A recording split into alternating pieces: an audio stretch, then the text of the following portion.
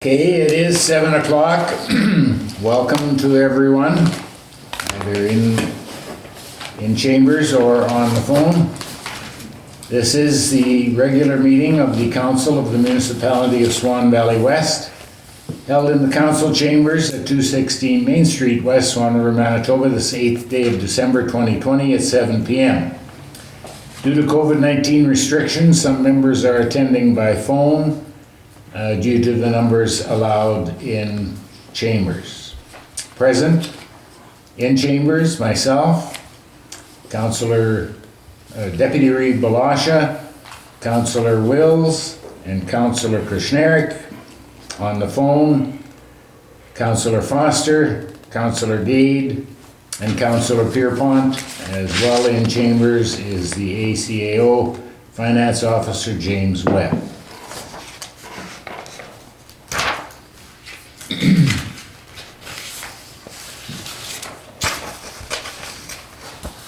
Resolved that the agenda for the regular meeting of Council held this 8th day of December 2020 shall be adopted as circulated. We have a mover, Carrie Blosha, Councillor Blosha, seconder. I'll second. Councillor Wills.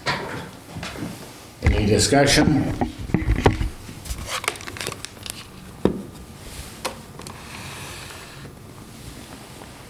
Not, all in favor? Yes. That is carried.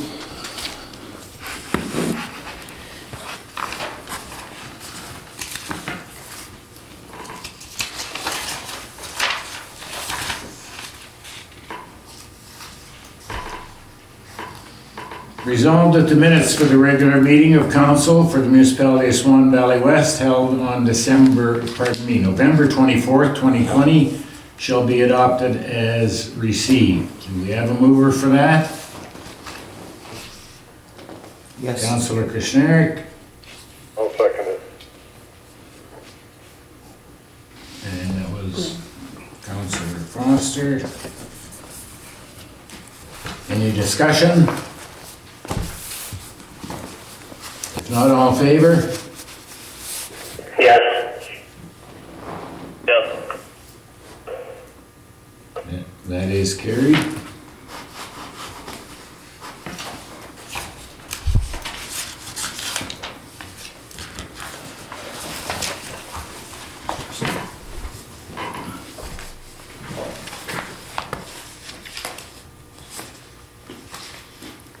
Has MNP joined us on the phone? Okay. Okay, we'll move on to general business 7.1. Bylaw Enforcement Officer's Report for November 2020. I had a chance to review that. Do we have a mover for that? I should read it first, I guess. Resolved that the bylaw enforcement officer's report for November 2020 shall be received by the Council for the Municipality of Swan Valley West. The mover, please. I'll move it. Councillor Blosha.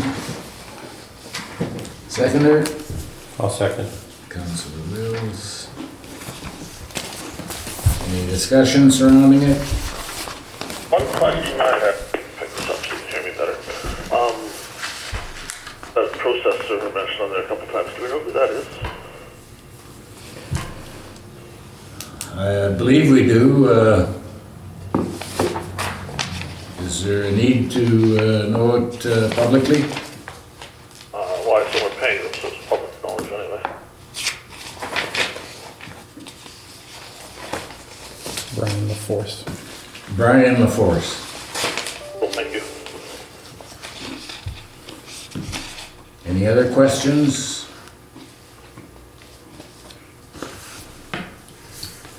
If not, all in favor? Yes. All in favor on the phone? Yes. Yeah, I heard you, Darryl. Yeah. Councillor Foster, are you still there? Yep. Okay, thank you. That is carried.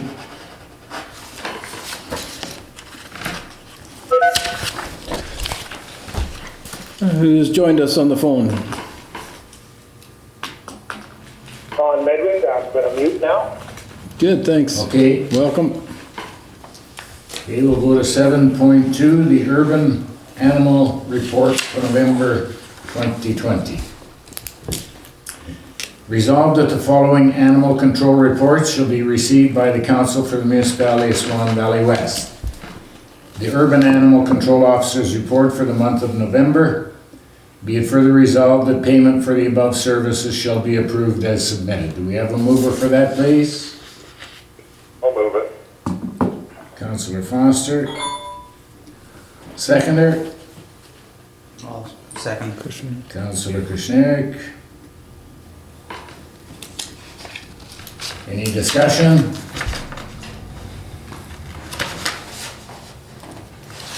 If not, all in favor? Yes.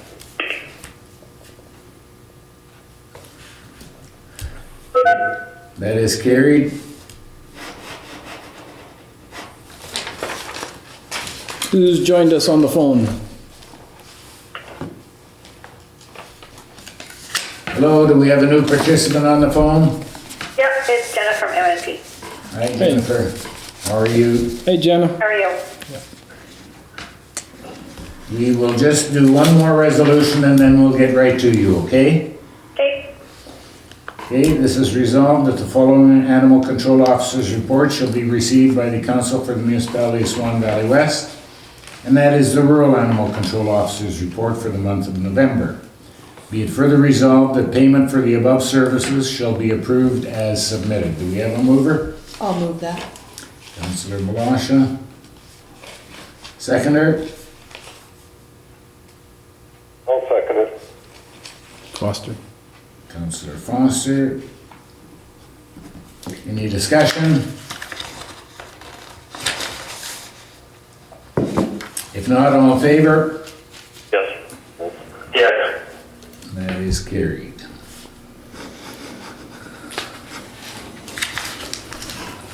Okay, Jennifer, you have the floor. We're right on time, actually a minute early. actually there's a partner coming and she's gonna help present, so I gotta wait for her. Okay, we will do another resolution then. Okay, We're very accommodating.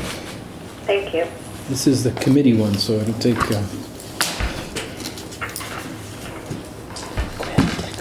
Be it resolved that the Council of the Municipality of Swan Valley West approve the 2021 committee appointments as amended in attached Schedule A.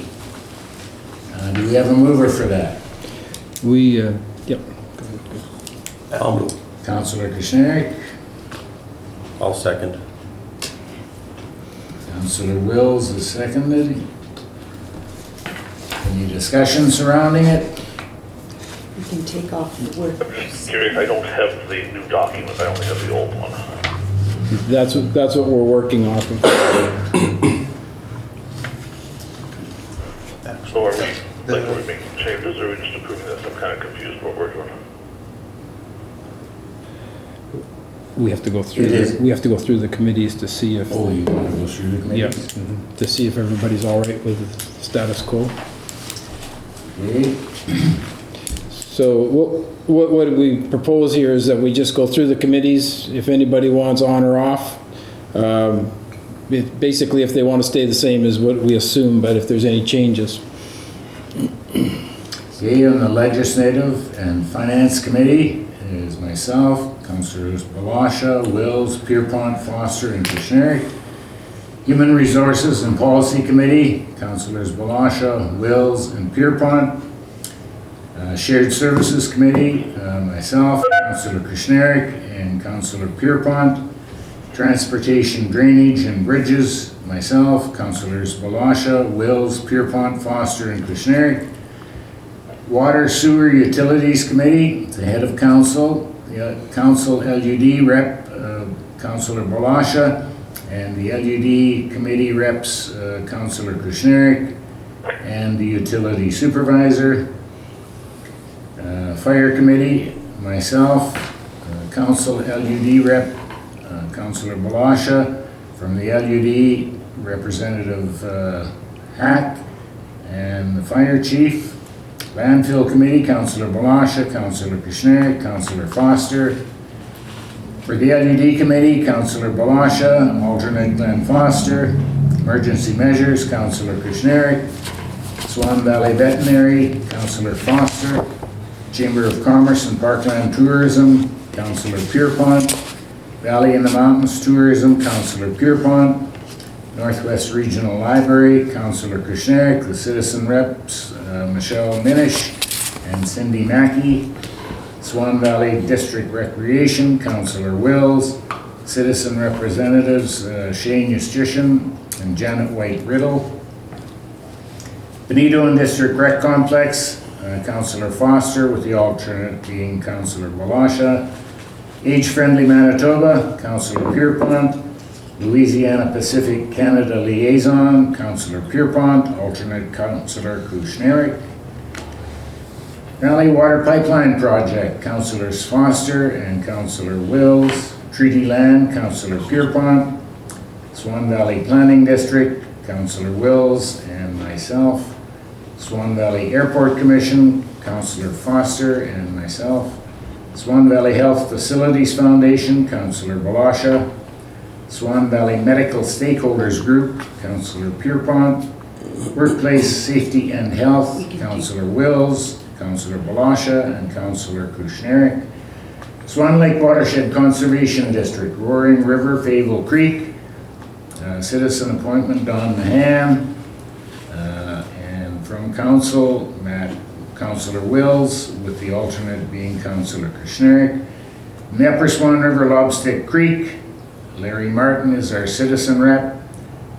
From Council, Councillor Foster. Woody River, Birch River, James Brown, the citizen rep. From Council, myself, with the alternate being Councillor Pierrepont. Swan Valley Settlement Services, Councillor Pierrepont. Swan Valley Rise, myself, Councillor Kushniryk, with alternate Councillor Matt Wills. So we can remove that workplace safety and health, because we did. We're gonna keep that. Oh, okay, Yeah. in case. Yeah, Okay, In case it comes back in. okay, That's that's fine. fine. yeah, just leave it in place. Oops. So if nothing changed, then we're good. I could speak. Go ahead. I'd like to be added to some of the committees. I have some suggestions if you'd like to hear them. I think that was dealt with last meeting. I think we dealt with that at the last meeting. I guess you can express your view. Go ahead. I would hope that we'd also consider it, seeing I'm a member of council, but I'd like to be added to the Legislative and Finance Committee. Currently 6 or 7 councillors and should really contain all 7. Do we want me to just go through all of them I want to be added to, or just one at a time, or what's best? Well, I think we are all aware of the reason that you're not added, Councillor Gade. What would that reason be, Mr. Reeve? In the past year, there has been no change in your behavior when it comes to denigration of council members. And even as recently as a meeting or 2 ago, you were censured, so. So I have to point out that our municipality doesn't currently allow me to be kept off committees unless I've been disciplined, and I haven't been. So if the reason for not adding me to committees is a discipline issue, you would have to follow the steps for doing that. Failing to do that would be a breach of the municipal bylaw. So would you like me to go through the committees I'd like to be added to? You can go ahead if you like, sure. So I'd like to be added to Legislative and Finance Committee. There's currently 6 members of council on that committee, and obviously that committee is certainly one that deals with a lot of issues. I would suspect a lot of legislative and finance issues, and it's beneficial for the only member of council left on it to be on that committee. Certainly until I was punished over a year ago, I was a member of that as far as I recall. And seeing how that punishment had to end by bylaw, I should be added to it. And also be interested in the Human Resources and Policy Committee. As you know, I've spoken to council many times put 'em about out policy there and to suggested get the in fact there that too. I would like to do a workup policy. At the moment, I'm not currently part of that committee, but I'd certainly like to be there to provide some assistance, some input in policy matters. Certainly, the human resources part of it. The labor relations subcommittee is fairly set. I could see leaving out the same, but the general committee I'd like to be part of. Shared services is an area near and dear to my heart. As you know, I was on that committee prior. Unfortunately, that committee never saw fit to meet. Almost 2 years, really. But I understand it is now meeting and does now conduct work, and I certainly appreciate to be added to it. The Transportation, Drainage and Bridges Committee contains 6 members of council. Up until recently, our bylaws even required that I be a member of that committee. That bylaw was changed for the sole purpose of removing me from that committee. And it was done so even outside of a resolution that was in effect at the time saying I was a member of that committee. So I would certainly like to be added back to it. Previously, I was a member of the Landfill Committee. I do have a strong interest in that. I'd like to remain on, or be placed back on the Landfill Committee if I'm not there now. Next one I see interest in is the Chamber of Commerce and Part-Time Tourism. I would certainly, the committee I worked on before, and those are both topics that are things I feel I could bring input to. The related committee is the Valley and Mountains Tourism Committee. I don't know if council's aware currently, but Mr. Pierrepont is not actually on that committee appointed because he wasn't at any of the meetings. But I have been to those meetings. It would certainly be one that would seem well, that I should be on. Then I would look next to the Valley Water Pipeline Project. I'm not sure if that committee's met lately. I haven't heard any reports of it for some time, but we do have a proposal into the government for a substantial water pipeline, and that is something that I do have interest in. The pipeline would serve quite a large part of the area, which I represent. It definitely wouldn't necessarily serve as much as the area that Mr. Wills represents. Mr. Foster certainly, unfortunately, his area would be in that, but I wonder if it wouldn't be better for that to be represented by Ward 2 and Ward 3 councillors, where the majority of that project is. Let's see what else is on the list. Oh, there's also Swan Valley Rise, which was a committee I was on previously, and as you know, was quite involved on, I think, making quite a lot of headway on getting Rise going, and it certainly has continued on for a while now, but that's a committee I'd like to be re-added to as well. Okay, thank you. Any other comments? So is there going to be any discussion about adding into committees other than your comments, Mr. Reeve? I'm asking for comments right now. I guess if there's no opposition, I should be put on the committees. I guess we'd have to have an amendment to amend the list. Actually, it already says as amended, so it intended us to make changes. Are we not accepting this as presented? Like, We can accept it as presented, if you make a motion to that. I would like to make that Sorry, can't hear motion. that. The motion has already been made. We're in discussion now. The motion's been made and seconded.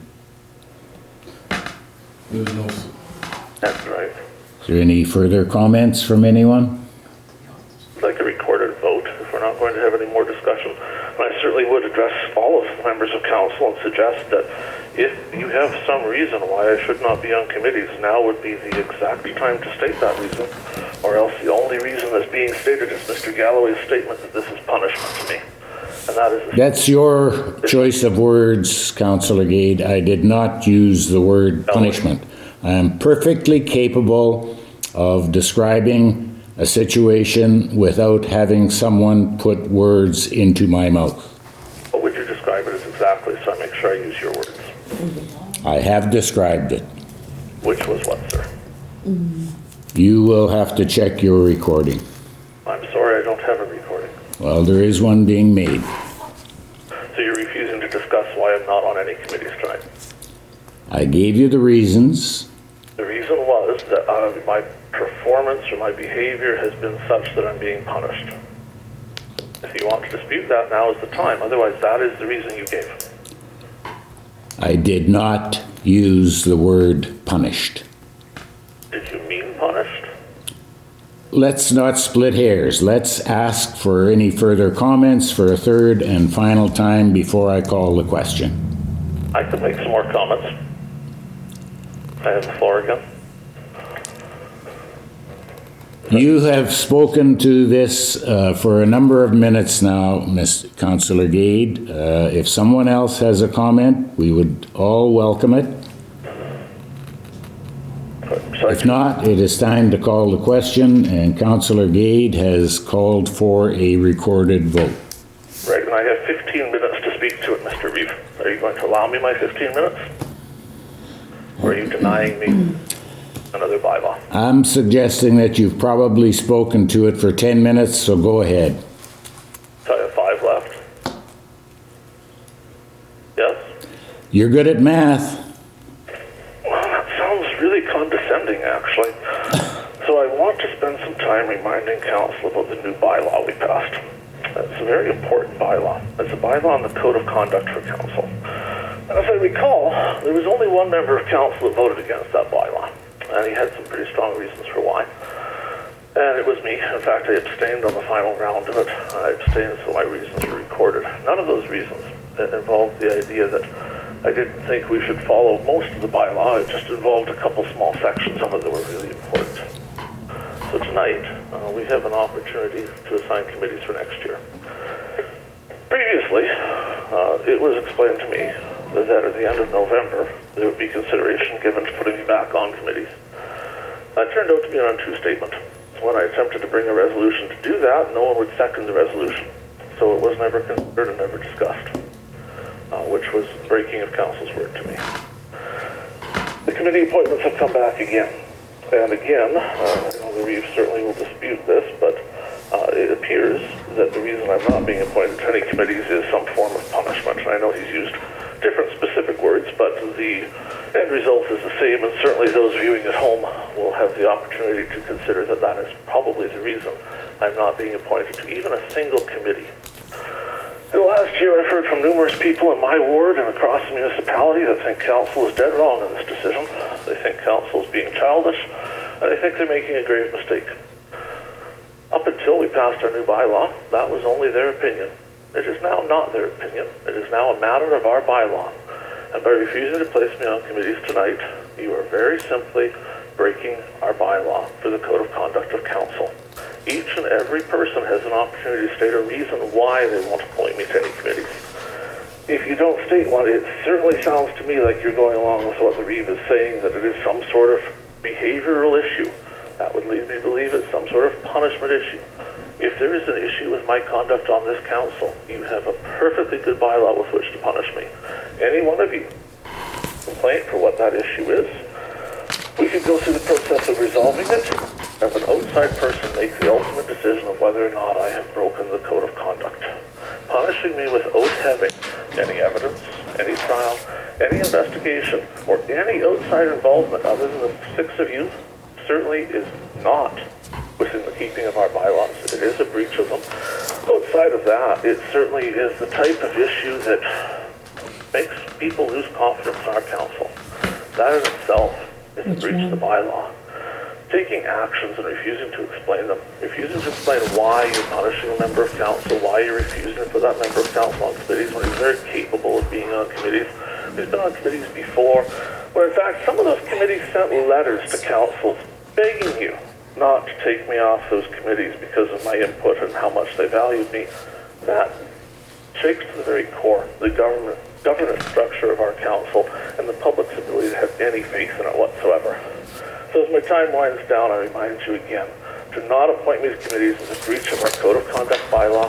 To not explain your reasoning is a further breach of that code by simply making everyone in the public believe that we have poor governance. Your job as members of council is to speak to why you're making this decision, put it on the record, and let's vote. Thank you, Councillor Gade. Any comments with regard to Councillor Gade's argument? Not, we're ready to call the question in a recorded fashion. Councillor Blosha. Yes. Councillor Kushniryk. Yes. Councillor Pierrepont. Yes. Councillor Wills.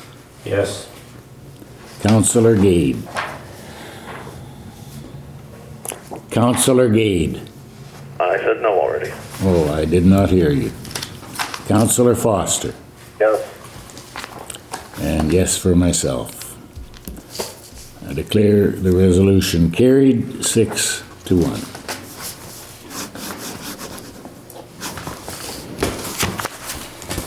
Okay, Jennifer, did your support arrive? Yeah, I'm Jen- on the phone here. It's Okay. Candace Turchinsky. Okay, hi Candace, how are you? Good. Okay, we will give you the microphone, so to speak. Okey-dokey. You guys should have a full set of the draft financial statements for the municipality. About 41 pages. On your sheets.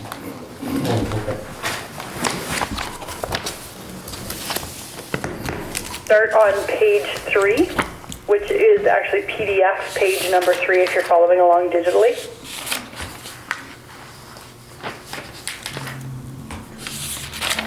On that page is the report for the audit of the consolidated financial statements.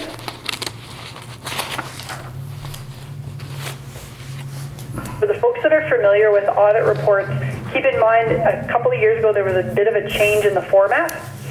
The audit opinion moved so that the opinion part actually shows right at the top of the opinion now, so that's the first paragraph that you would see. And the opinion paragraph is actually the second paragraph there. In our opinion, in consolidated financial statements, present fairly in all material respects the position of the municipality as of its year end and the result of its consolidated operations, changes in net financial assets, cash flows, and supporting schedules for the year then ended in accordance with Canadian public sector accounting standards. So keep in mind that these are consolidated financial statements. They include a number of entities that are consolidated in, and Canadian public sector accounting standards are the set of rules that you guys follow. This would be what's called a clean or an unmodified or an unqualified audit opinion. If we had a specific financial item to note within the audit report, it would be in that top paragraph, and that opinion paragraph would be significantly longer. It would say what the issue was, and it would quantify that issue as well. I'm going to actually carry forward to right to the back of the statements on page 41. There's a schedule there, Schedule 14.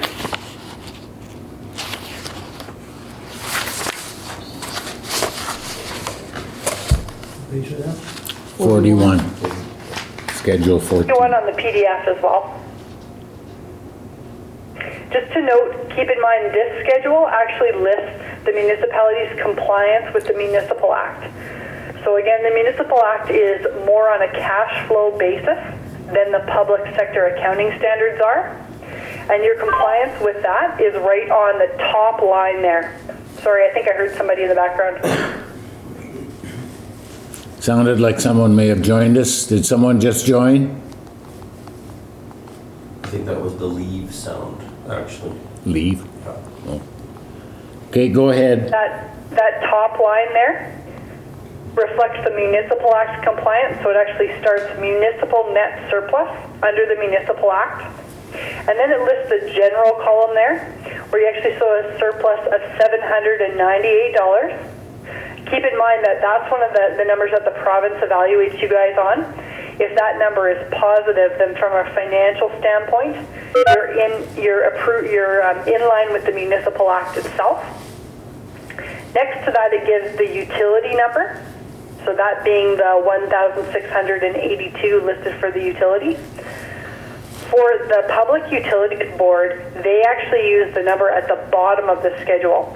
So the net surplus deficit per consolidated statement of operations. So they use that number at the bottom, the deficit of $67,045. So on this one, keep in mind it's those two different numbers.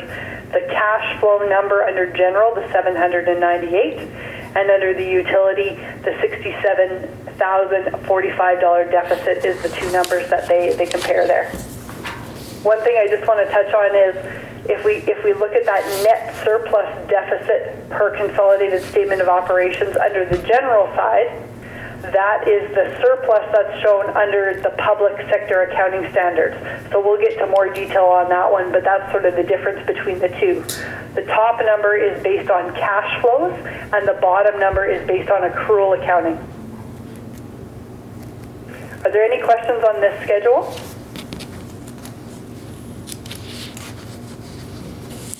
A weird one because municipalities are evaluated on that cash basis top line.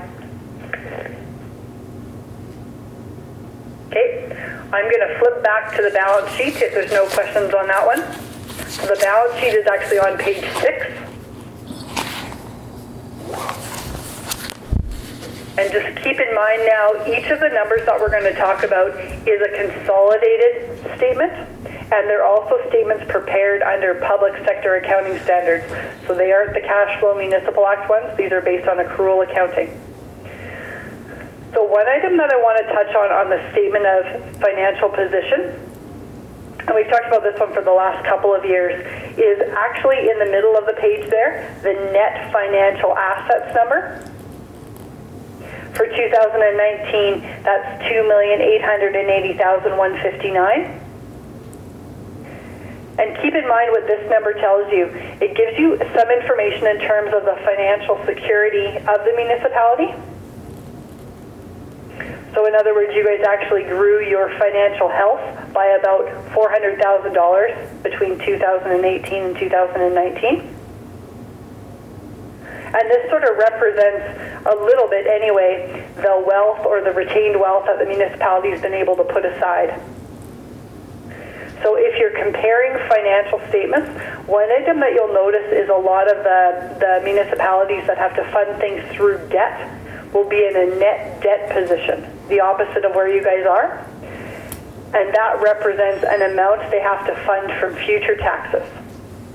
What this net financial asset number means is the amount of savings you've been able to put aside for future expenses. Any questions on that item?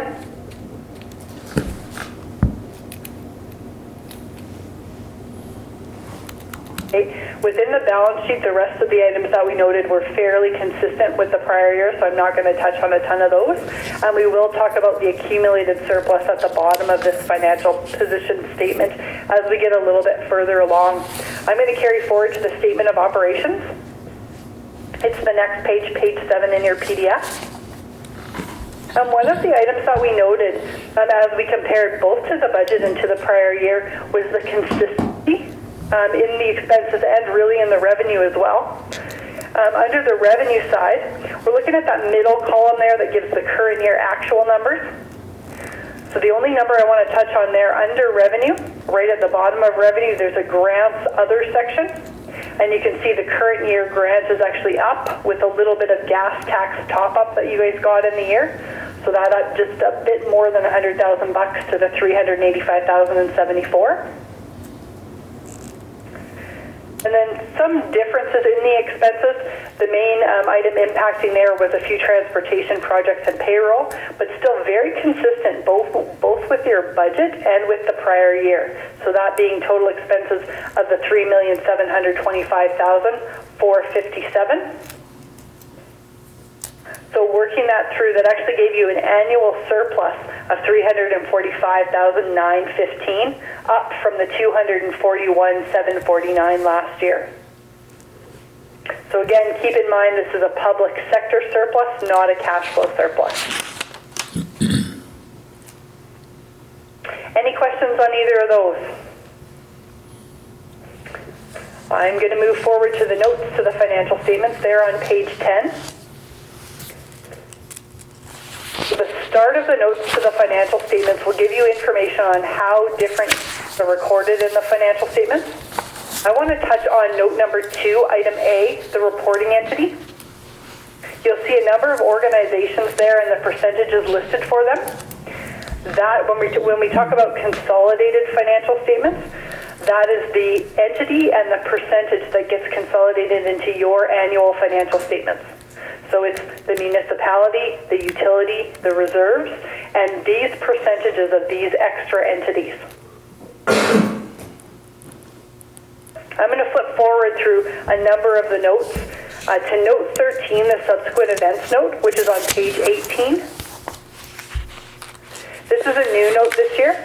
Because of the situation with COVID, that does have to be disclosed in the financial statements. So it is included in 2019. We would expect that this would also be in 2020s, and depending on the situation in 2021, you might also have some information that you have to disclose for COVID as well. Carrying down to note number 15, this gives you some information in terms of the accumulated surplus and what you have for those balances. So there's a couple of items that I just want to touch on in there. The general operating fund nominal surplus actually stayed consistent year over year. So above just $1 million last year and above just $1 million this year. For the folks that remember the old pre-PSAB reporting, where there was a capital fund, that would now be referred to as the TCA, or tangible capital assets, net of related borrowing. And of course, that number increased in the year just a bit from the $7,572,000 to the $7,608,000. The other area of significant increase in here is the reserve funds, increasing year over year from the 2.2 million to the 2.6.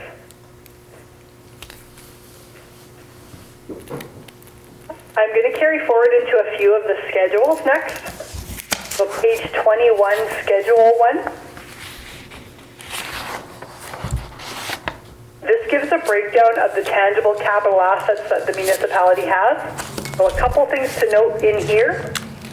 On the line on the left side, that is additions during the current year. You can see that you had vehicles and equipment for a grader and a truck of about $468,000. The photocopier shows there under computer hardware and software. And then the asset under construction for the $157,000 is the shed, the workshop. So that gave you a total of tangible capital asset additions in the year at just above $626,000. Carrying forward to the reserve schedule next, it's schedule number 6. It starts on page 28 and it goes for a number of pages. And what this gives is information on the individual specific reserves that the municipality has set up. I'm not going to go through them in detail, but it's one area that we do find a number of questions come up from ratepayers in terms of what reserves there are. This is where they could find that detail.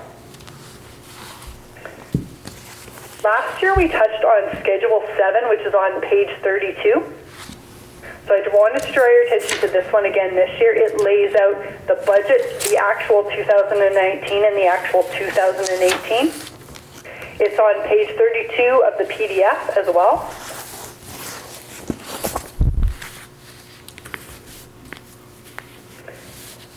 One schedule that we get a number of questions on is Schedule 10, which shows on page 36. This is the only place in the financial statements where you can see the layout of the financial plan that would be approved by Council. So on that left-hand side of Schedule 10, you can see the financial plan general and the financial plan utility. That would be the breakdown of the cash flow financial plans that were approved by Council. And then next to that, moving to the right, are all of the adjustments that are required to convert that from a cash budget to a PSAB budget or an accrual budget.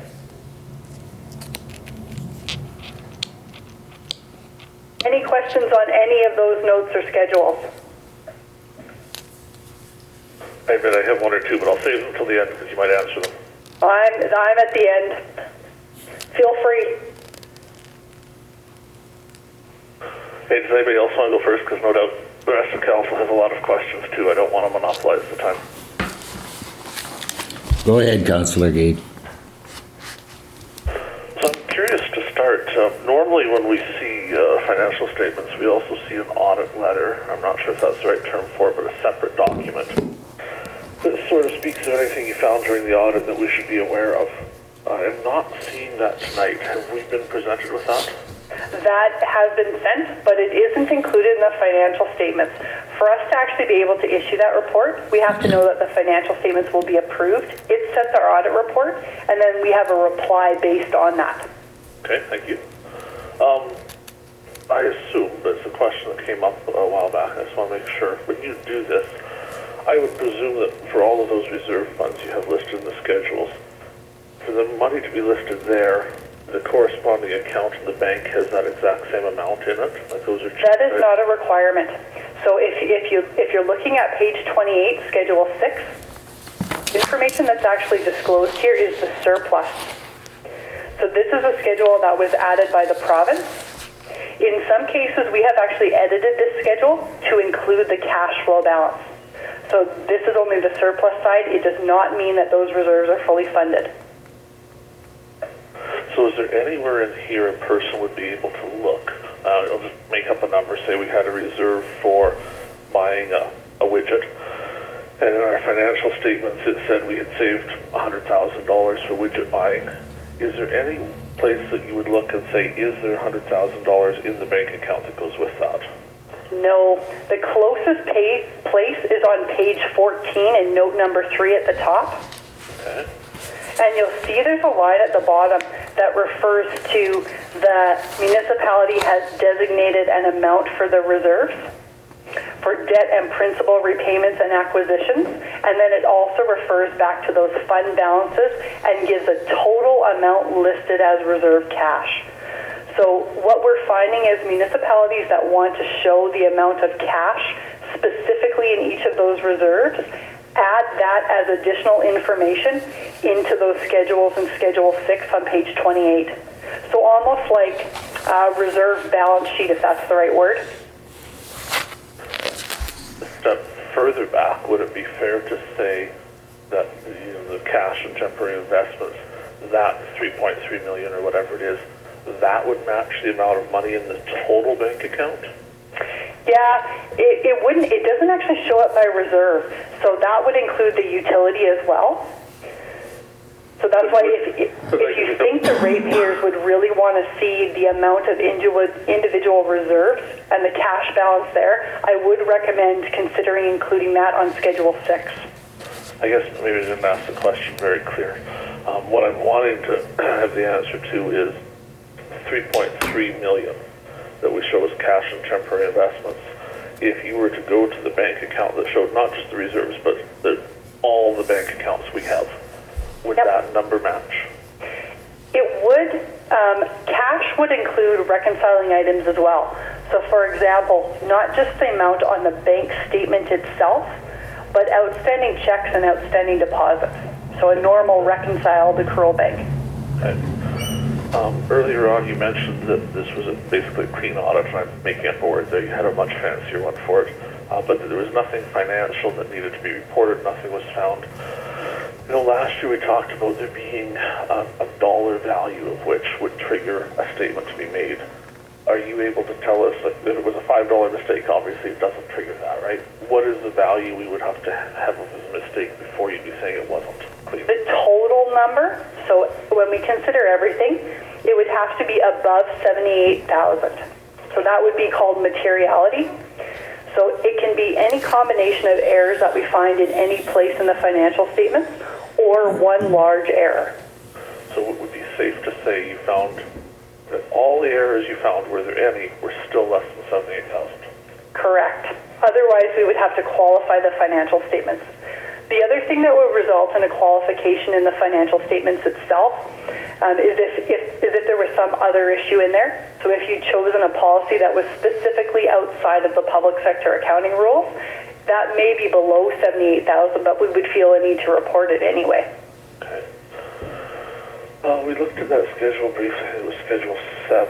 Yeah, on page 32. Oh, perfect. That was the one we wanted some feedback to in terms of the presentation for this one, because it isn't something that's dictated to us by the handbook. So you do have a fair bit of flexibility here. I find that it's fairly well presented now. I know we've all dealt with that in the past, but to me it looks pretty wise. The question I had about it, though, and I spent a lot of time earlier today reading the first few pages of the audit to try and figure it out, and I still wasn't clear. With a local urban district, we have some specific rules that are given to us by the province for how they operate. And so, for example, if we look down to community centers and halls, we see the 2019 budget was $30,000. The actual is $36,455. I know the background of why the number is that way. The question goes to a more conceptual thing. We aren't allowed to exceed the budgeted amount unless we have written permission from an LUD to do that.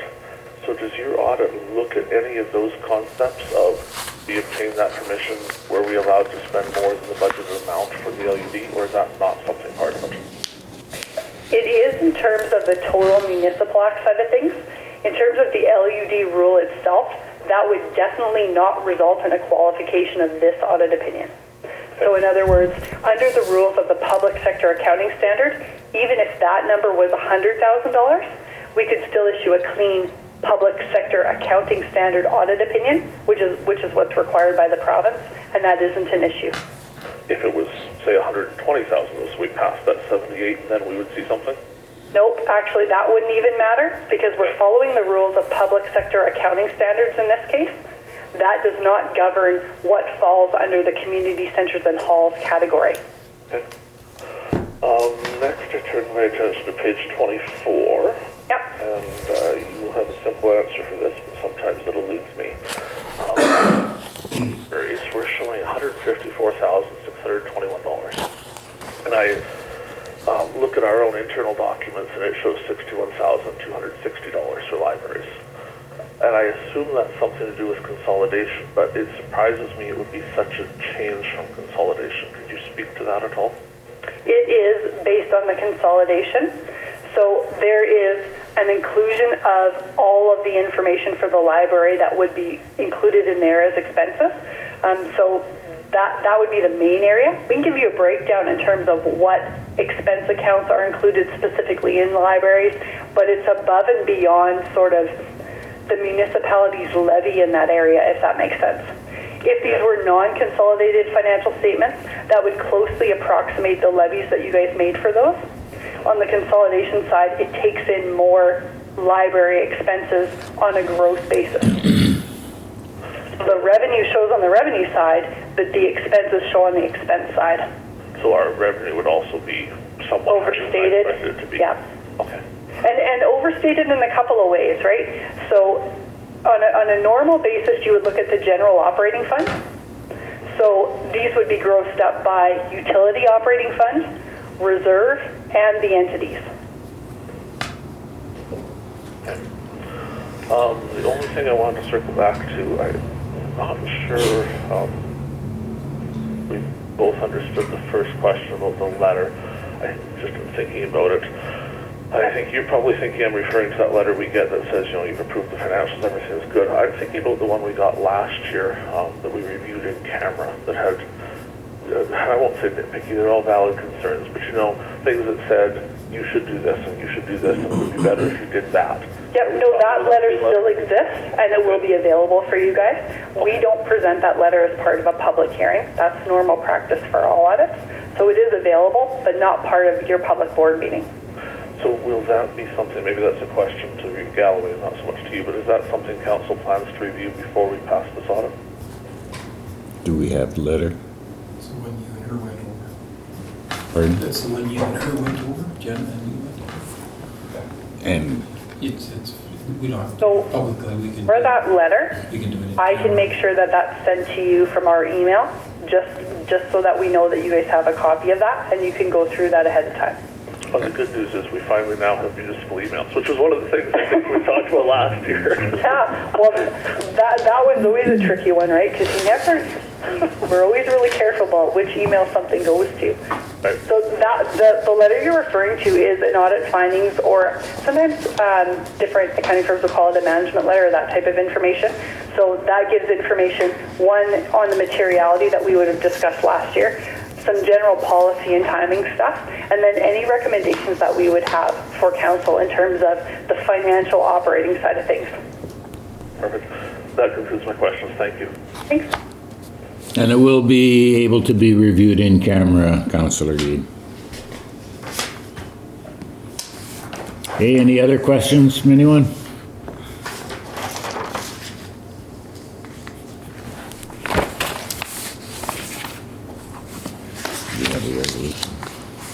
If there's any other questions that come up after the fact for us, either on the financial statements or on any of the letters, just because I know sometimes when you look at these for the first go, you kind of don't get all the questions right away. We're both available to answer those. Okay, thank you very much for the presentation. It appears there are no other questions. I guess if we have some, we can forward them on to you, right? Definitely. We will jump off the call and let you carry on with your meeting. Okay, thank you very much. Thank you.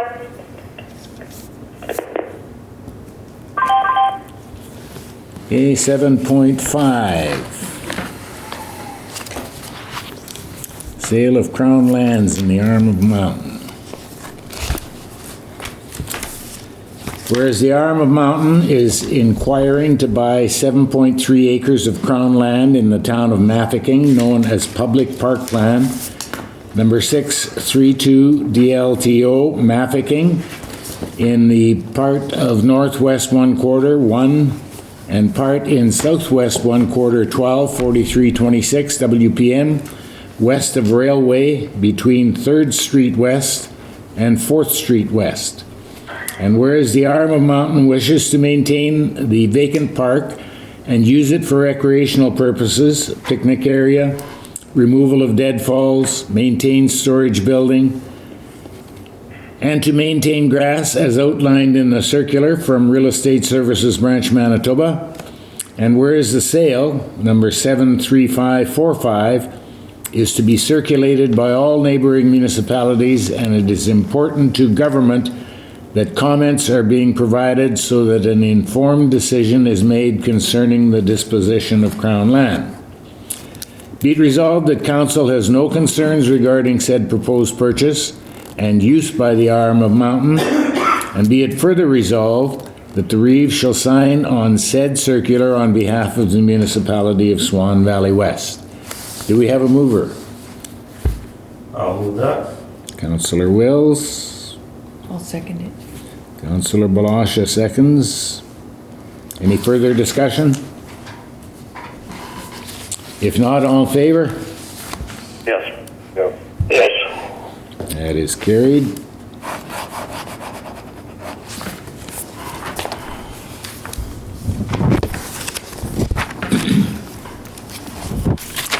Okay, 7.6, set designated tax sale year.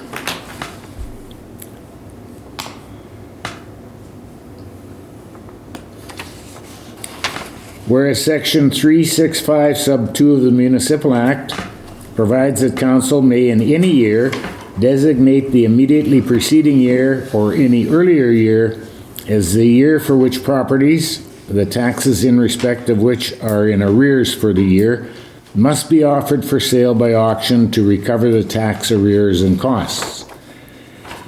Be it resolved that the designated year for which properties in arrears be offered for sale by auction be 2020, meaning all properties with outstanding taxes from the year 2019 and prior, and be it further resolved that in accordance with Section 363, Sub 1 of the Municipal Act, costs shall be the actual costs incurred by the municipality for each parcel listed for the tax sale, and be it further resolved that tax service shall be hired to manage the tax sale for the municipality during the fiscal year 2021. Do we have a mover? Yeah. Moved by Councillor Kushniryk. A seconder? No. Councillor Foster seconds. Any discussion? Discussed a little bit. Go ahead. I know that typically, this is the resolution we would pass. Typically, that's the year we would pass it for. It comes to mind, though, that certainly this is not a typical year. Since March, we've seen a pandemic that has changed so many things for so many people, be it businesses, individuals, whether they've lost their job or lost their means of income. And I would certainly propose an amendment to, instead of setting the tax year to 2020, to to set the tax year to 2019. The end result of that would be that we would essentially be giving a one-year extension to any person that is unable to pay their taxes without them incurring the costs of us going through the tax sale process. And indeed, the end result, the municipality may cost us a few dollars. It's possible that a few people would then end up going an extra year without paying their taxes and would never be able to catch up, and we would then end up with a little more tax that we had to write off when those properties went to tax sale if they didn't sell for the reserve amount. But I think that is a risk that I am certainly willing to take. The provincial government has provided us backstop funding for issues exactly like this. So I don't know if you want to do it by move and second or how we want to do it. If we're doing that, I'd certainly move that we amend this to change the designated year from 2020 to 2019 for the reasons I stated. Pardon? No.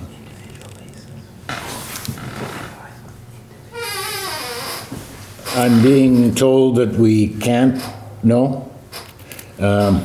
When you say from 2020 to 2019, Councillor Gade, is that what you're meaning, or do you mean from 2020 to 2021?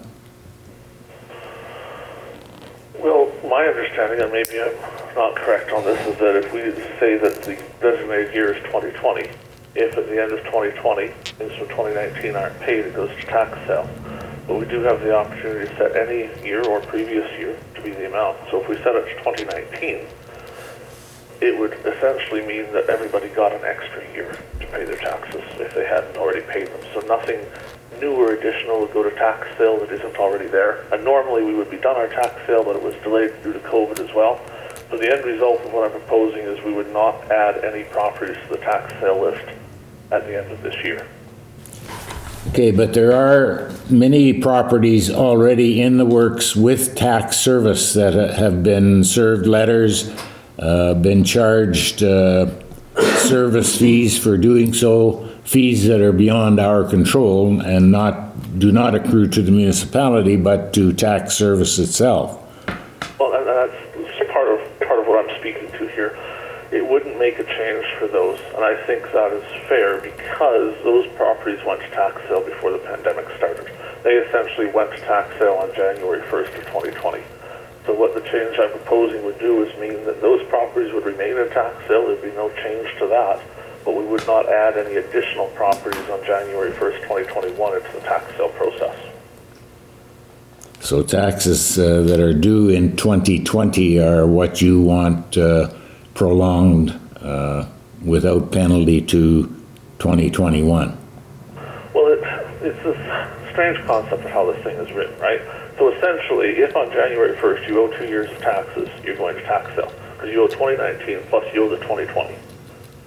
And so what I'm saying is if you owe the 2018 and the 2019, you'd still be in tax sale just like you are now. But if you owe the 2019 and the 2020, you would have the extra year. I'm not sure whether that's a doable thing. You're opening a huge can of worms. What the province has done is it has extended the tax sales on an individual yearly basis. We still set the tax year, but we can fluctuate the tax sale date or the penalties, deferring those on a case-by-case basis. But to leave a tax year wide open to everybody will open up too huge of Watergate for us. It will just be flooded with. So it could be taken advantage of, is Yes. what you're saying. We have in the past, as you know, Councillor Gade, made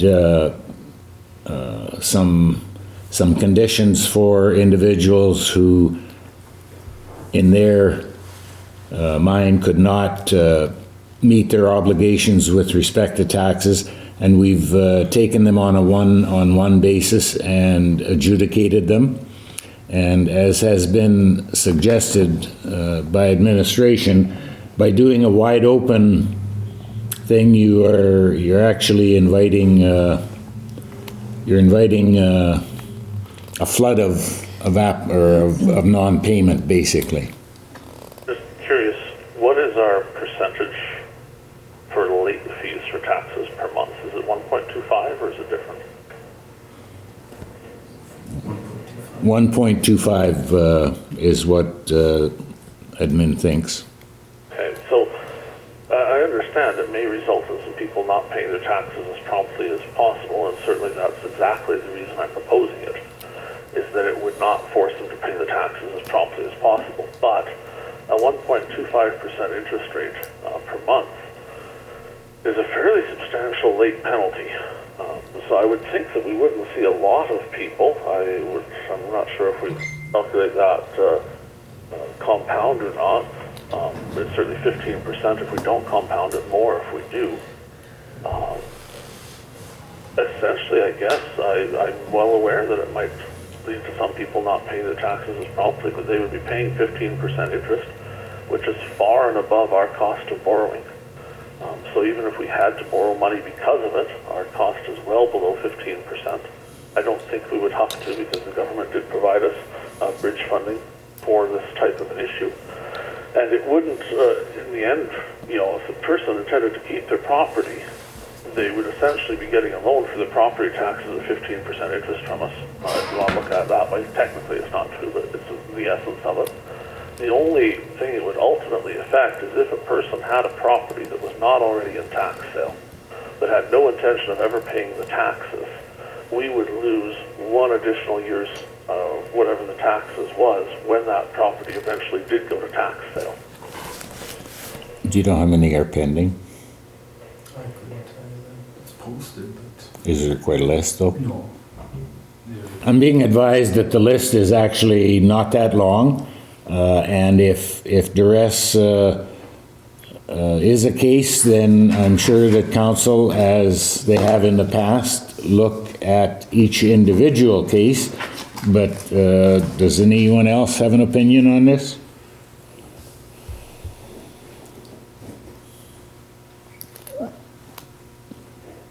Anyone else have an opinion? I think that is adjudicating them. If there is an issue, that they should be able to come to council, and council could find a solution on a case-by-case basis. Would make more sense to me than just leaving it open. I mean, I understand what Mr. Gade's saying, and I agree with it, but I would rather see it done on those that need it basis than everybody.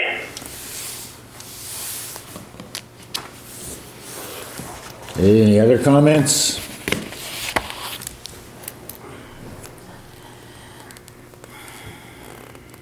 I guess I'd ask for a recorded vote.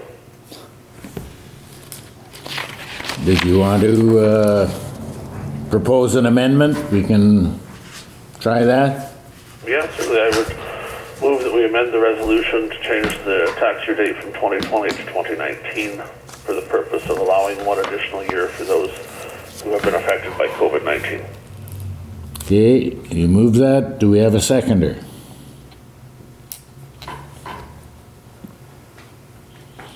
Do we have a seconder? Do we have a seconder? I declare the amendment lost. You would still like a recorded vote, Councillor Gade?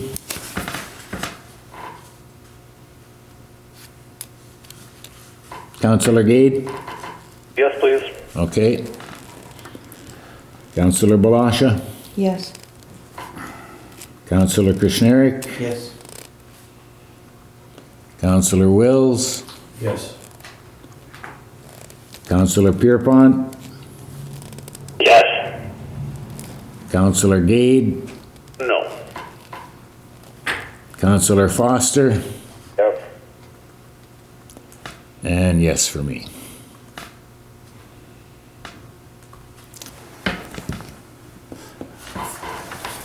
Resolution carries 6-1.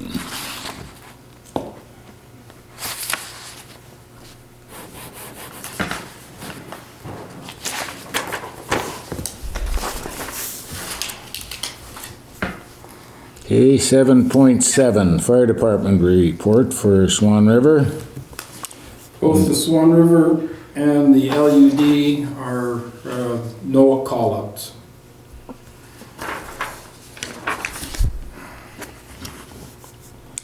Okay, 7.9, Bill C-213.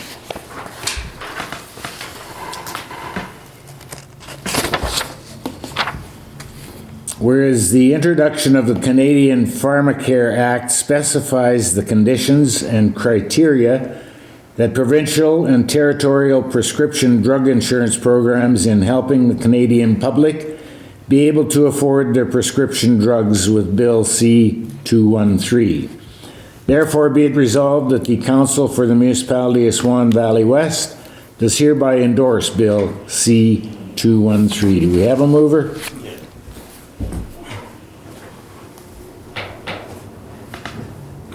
Do we have a mover? He put his hand up. Kushniryk. Councillor Kushniryk moves. Call it as chair.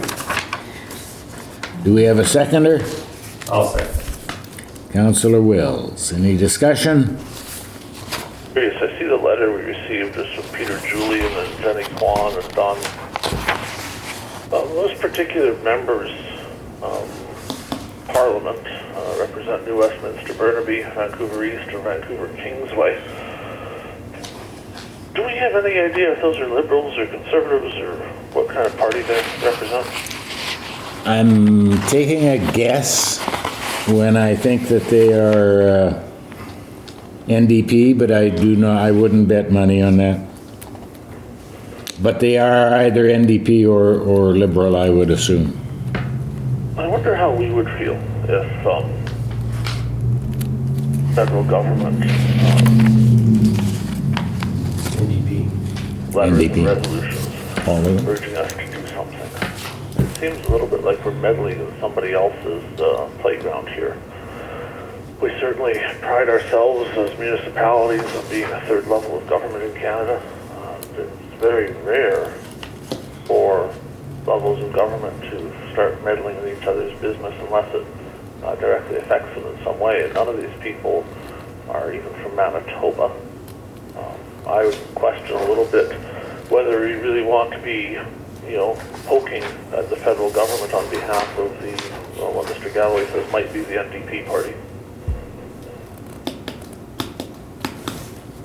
Any other comments?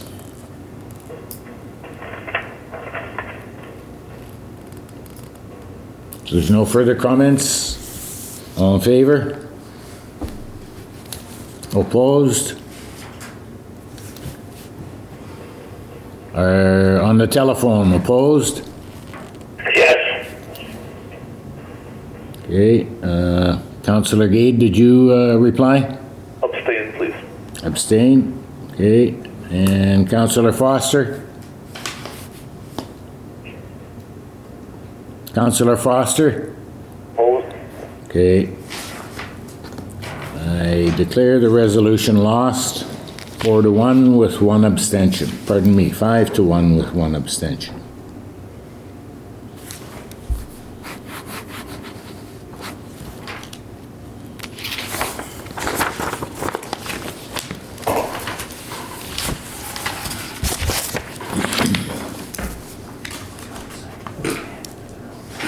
Okay, 710 is crisis hotline. Whereas there is a new 3-digit phone number, 988, for quick access to assist Canadians in need of immediate crisis. Therefore, be it resolved that the Council for the Municipality of Swan Valley West supports signing the petition E2772 to further assist those in crisis. Do we have a mover?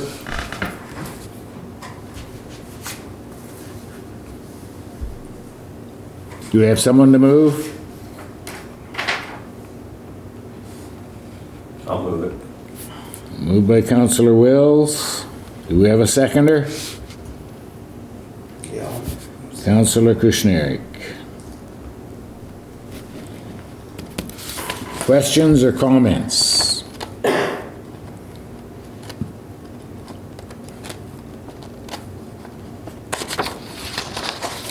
There being none, all in favor? Opposed? I'm not hearing anything from those on the phone. I'll take abstained, please. Okay, one abstention. Councillor Foster? I was just in the washroom. I just come out. Sorry. I just here. Opposed. Councillor Foster, you didn't hear the resolution then? I didn't. Okay, it's moved by Councillor Will, seconded by Councillor Kushniryk, whereas there is a new 3-digit phone number, 988, for quick access to assist Canadians in need of immediate crisis. Therefore be it resolved that the Council for the Municipality of Swan Valley West supports signing the petition E2772 to further assist those in crisis. I will, do you have a comment on it? No, I don't. No. Okay, then I will call the question again. Those in favor? Yes. Those opposed? Yes. Okay, the resolution is carried 4-2 with one abstention.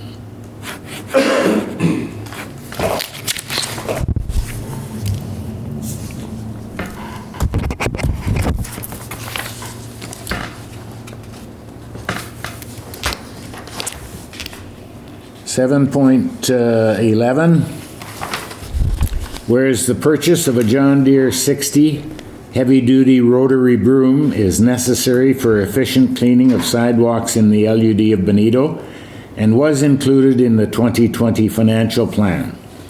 Therefore be it resolved that we do hereby agree to move forward with the purchase of a John Deere 60 heavy-duty rotary broom for the purchase price of $6,900 plus applicable taxes. Do we have someone to move that, please? I'll move that. Moved by Councillor Wills. Do we have a seconder? Councillor Foster. Questions or comments?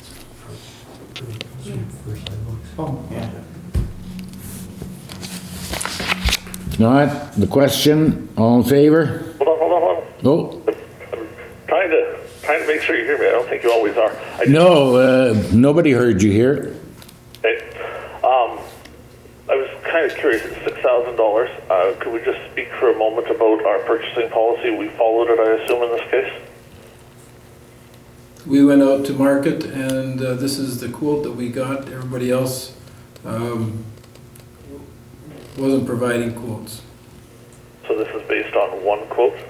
This is based on 3 suppliers, asking for quotes from 3 suppliers, and this is the one that we received back. How long did they have to reply? They gave us an answer pretty quick. They said that they cannot compete with John Deere's price. So they chose not to quote, but said they would be higher, basically? Yeah. Okay, did we try a 4th one, or we just stopped after the 3?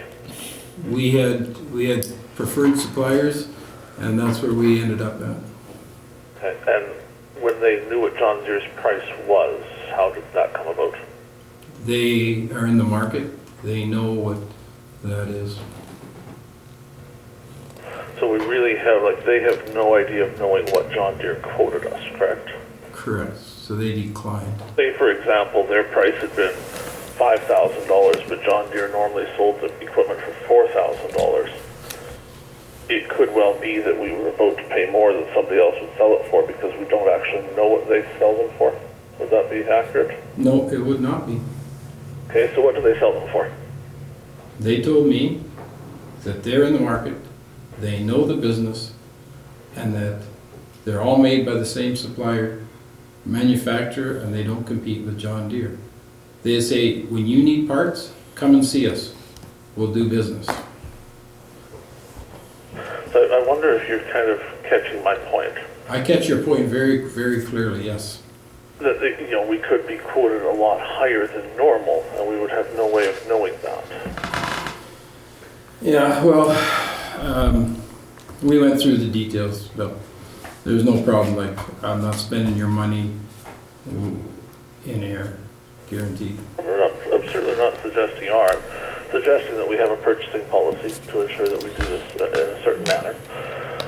So far as yet, that policy is in effect, but bylaw, right, since this policy is not necessarily bylaw, but the policy remains in effect. So I'm just curious if we had followed it, and certainly, like, while we asked 3 people, 2 of them said, not going to quote because the other guy's probably more expensive, they're cheaper than we are, we would be more expensive, but we have no independent verification of what the other prices would have been, nor did we try Yes, they give us the ballpark number. They give us a ballpark number, so we're well aware of the market. Great, so what was the ballpark number? Because that would be something we should... That's not on the table tonight, thanks. So why would their quote not be on the table? Well, because this is the official written quote that we received. But at what point did council look at the quotes and choose this one? I think it's come on recommendation. But yeah, you can debate policy all night long, but we've got business to do. Can we move on? It's a fairly valid question, right? Who made the recommendation that we take this quote? John Deere did. And the others. So John Deere recommended we take this quote? Yeah, because John Deere is the one that decided that that's what we should have as an RM. Okay, but what you just said was that John Deere made the recommendation. Phil, come on, let's go. Let's move on. Let's do some business. Let's not horse around. You're becoming abusive now. I know, that's right. And I'm just trying to catch up. I'm asking very simple questions. I know. And I want to fully understand the concept that you just told me that John Deere themselves is the people that recommended we buy John Deere. So I'm just kind of curious. I know this. You know I'm wasting time, just like you're wasting time. So where would you like to stop with this? I told you very clearly that I talked to suppliers. I got this quote. This is a written quote on the table. Do you want to make a decision on it or not? I don't have the quote. Could you send it to me? It's part of the package. 7-Eleven, it's in your packet. Sorry for being so abrupt, but we do have to keep this business rolling, okay? So the other thing we have to do, Mr. Webb, is we have to make sure that we actually follow our policies and bylaws. I know, and you know, we try as hard as we can to stay to that policy, and we're going to make every stride to do that, for sure. I'm talking, so I don't want to be interrupted, okay? So let's keep working together on policy, getting closer to it. Hopefully we have suppliers that will be able to provide us stuff, but right now this is what we have. And we're going to talk policy definitely as a top priority coming up, but at this time, we're talking purchasing a $69,000 $6,000. piece of equipment, so that's what we have to focus on. Are you done now? Yes. Great, because I would like to finish what I was trying to say. Because I did have the floor and was asking questions when you interrupted with your statement and were actually quite rude. So I just wanted to understand, because what you answered as a question, when I asked who made this recommendation, I kind of expected to hear the Transport Committee had made this recommendation, or perhaps administration had made this recommendation, but the answer I heard was actually that John Deere had made the recommendation. I wanted to give you lots of ammunition. You know I was joking around. I want to get on with business. It was administration that came up with it, because they were the ones that went to market to find out what was out there. So please understand that it was administration offering this up to council to either approve or defeat based on the information we provided tonight. So part of that information that you provided, after we discussed it for some time, was that you did receive ballpark prices from 2 other vendors. And I am curious what those ballpark prices from 2 other vendors were. They were $7,200 and $7,500. Can you tell me which 2 vendors they were? No, I don't have that in front of me, though. You're confident in those numbers? You're not, I don't know, to steal a phrase, horsing around and just making something up to see if you can give me lots of ammunition? I think this is gone far enough. If someone else has some contribution with respect to debate, let's hear it. If not, we're going to call the question and you vote the way your conscience tells you. Anyone else have any further comment? I'm curious if the members of council at the meeting are able to see this quote. Yes, Yes, there is a paper copy of it. Have you not seen the quote? I defer to Mr. Webb. Is it in the package someplace? I'm not finding it, but if you could tell me where it is, I'd like to see it. Well, it was supposed to be attached to 7-Eleven. I don't have that in front of me. I see it go from 7:10 to 7:15. Okay. So that should I don't have it either. Okay, I can send you guys a screenshot of it if you'd like. If you could email it, that'd be good, because I'm in my basement, so there's no cell phone service here. Do you have Wi-Fi? I have Wi-Fi for email. You should have cell service. And you can...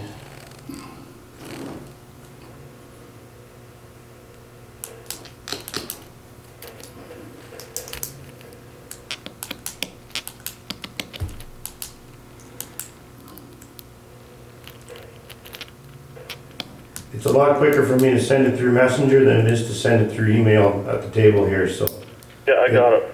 it's on its way. Zoom in and make sure. Yes, I can read it. Thank you.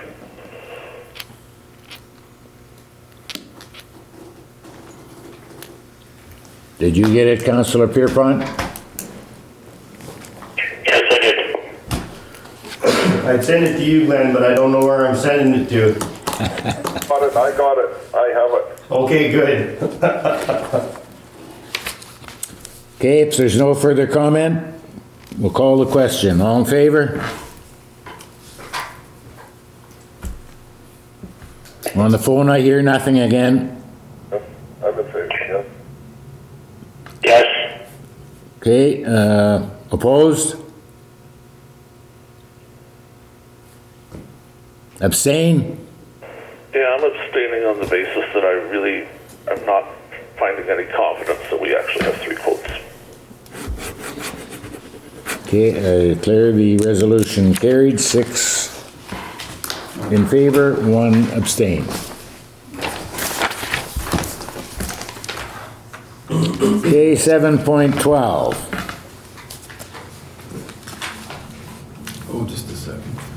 You want that one? 12 and 13, we have to have some further discussion on that.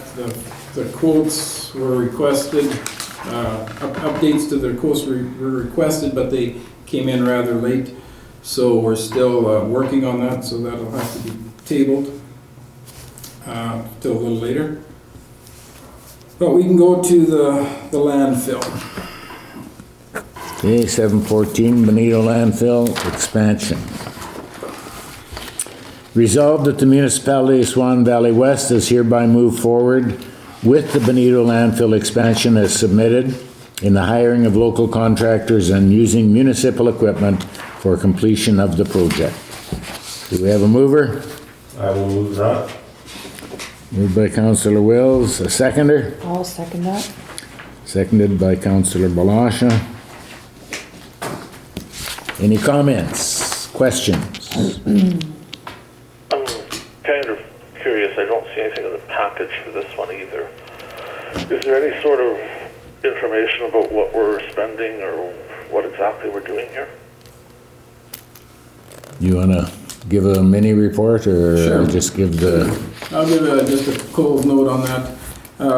We're required to, of course, begin a new cell at the Bonito landfill. And we can no longer gather up waste at the current site and in the condition it is. So we do have an engineered plan that we had approved at Council, and tendering package. We decided that a lot of the work could be done with our own equipment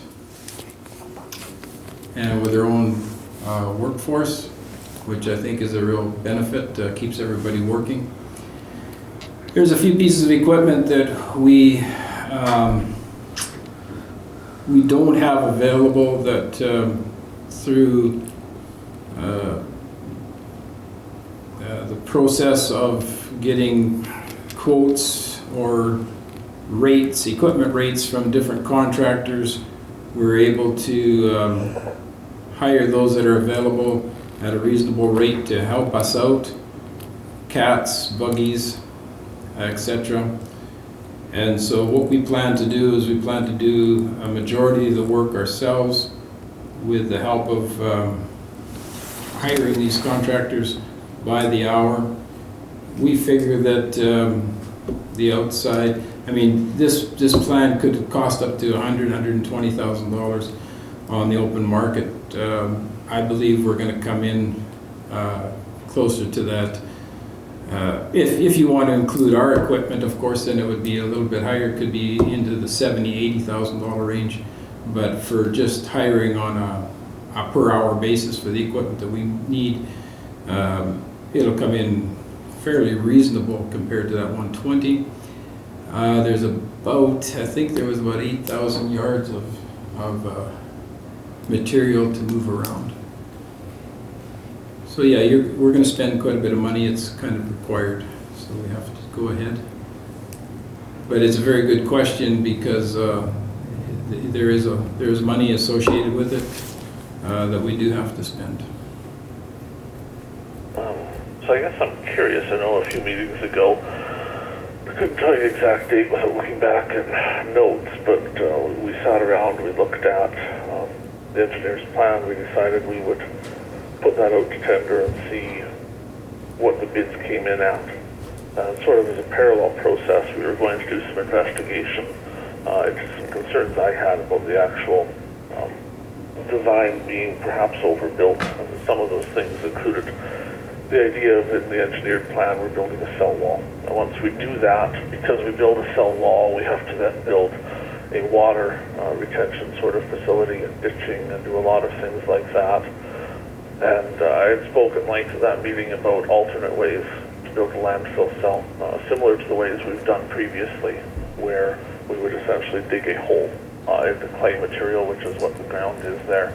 And by digging a hole without actually putting sides on it, then we exempted ourselves from all the requirements of collecting the wastewater and dealing with that in manners that according to the regulations. And there was some discussion went on at the meeting about the rules having changed, and we actually went back and we looked at the date of the rule change, and we found out that the last time we actually made a cell had been after the rules had changed, and that cell had been in full compliance, and it certainly hadn't cost $100,000 to $120,000. And sort of the end result of that whole conversation that went on was that we were going to see if by chance somebody bid that at a reasonable rate of less than $120,000, but we were also going to spend a little bit of time investigating how it was that the last cell could cost so much less and be in compliance with the rules for the new cell that we've hired an engineer, and certainly in my opinion are completely overbuilding and spending a lot of money on that would be substantially reduced if we did it the same way we did last time. Did we make any progress on that? Did we do any of that, or have we just gone down the path of building what the engineer suggested? We've definitely asked a lot of questions of the engineers as far as their recommendations go, and they've complied with some of those requests that we make small changes, and I think that's what allows us to do it ourselves in a lot of ways. Basically, you're just shaping a pit that you're asking about, and I think it'll be just a fine design, and its environment is coming out to inspect it. They send their engineers, they approve it, they want to do those type of things. The environmental inspector, he wants to come out and have a look at it as well. These people we've got to work with very closely because they have our interest and the interest of the community and the land around about that area in mind, as well as their legislated requirements. So we're doing all we can to keep that cost down and comply and be good neighbors. I guess for my peace of mind, to make sure I understand, what I heard you say was that we talked to the engineers that we hired to make this plan and asked them some questions. did we at any point talk to the provincial officials that actually approve it and ask the very pointed question of the last cell we dug, the hole with a backhoe, complied with the rules?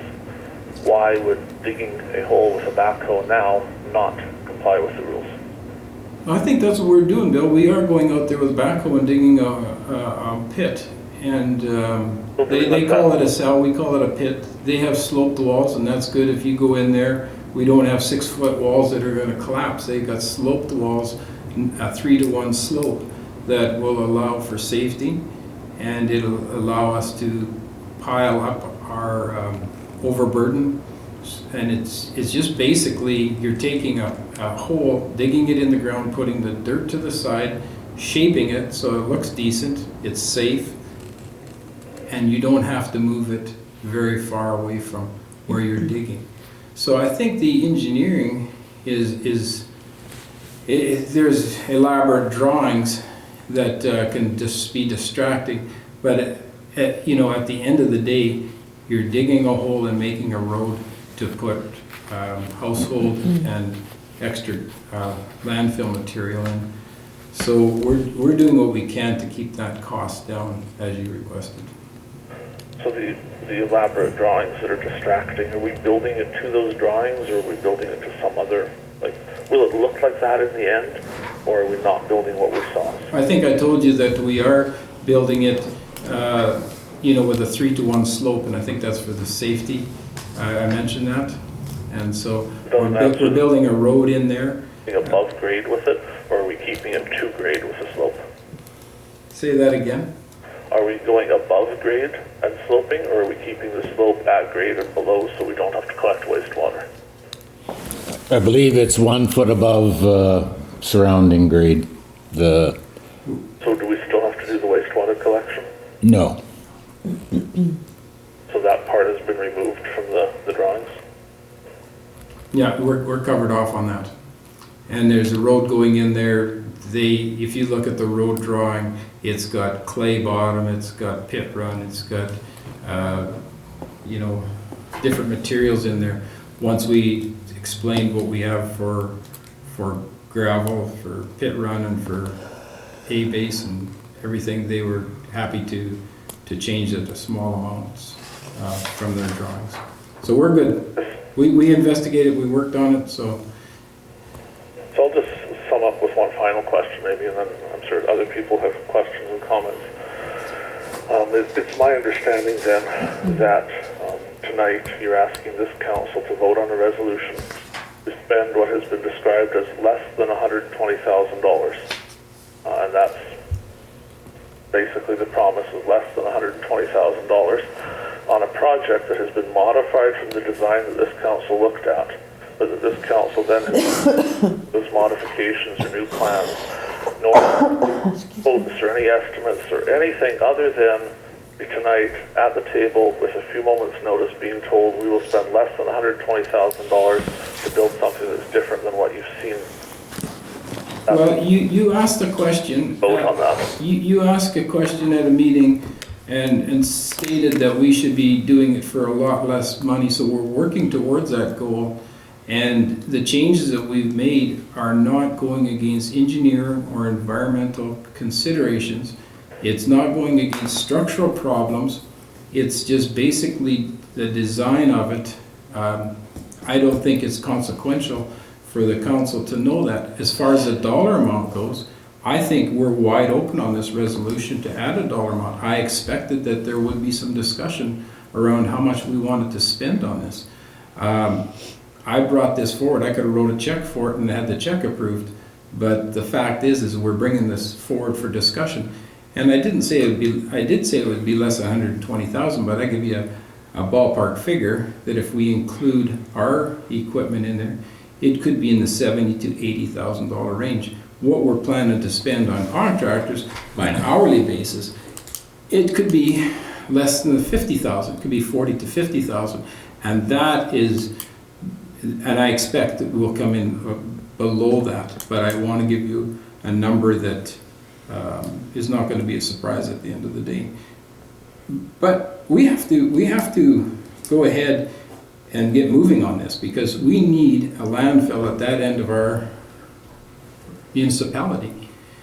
And how we do it is up to council to decide. We have a plan that's proposed.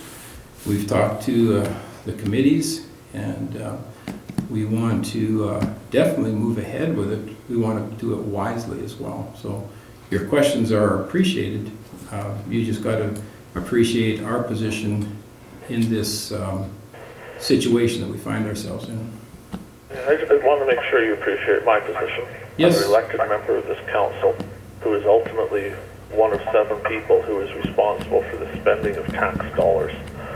That not only do we have the ultimate authority to spend, we also have the ultimate authority to raise. We can change taxes to any amount we feel like to cover this expenditure, whether or not people are able to afford that, whether or not it is necessarily the cheapest or best way to do it. We can arbitrarily, as a group of 7, as long as 4 of us agree, do practically anything we want.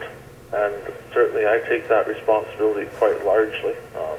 I don't want to see someone losing their house or their business because their taxes have gone up because of what we do here. I just point out rather loudly that council has not seen the changed plan, and that, you know, it's great that you're talking about budgetary numbers, and we could look at the purchasing policy and find out how we're doing with that again.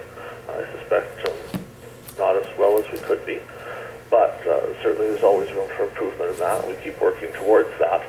But you are asking us essentially to give you a blank check. And the one other comment you made I found particularly disturbing as a financial officer, designated officer in our municipality. The comment you made that you could have just written a check for this and brought it forward and had the check approved without any discussion.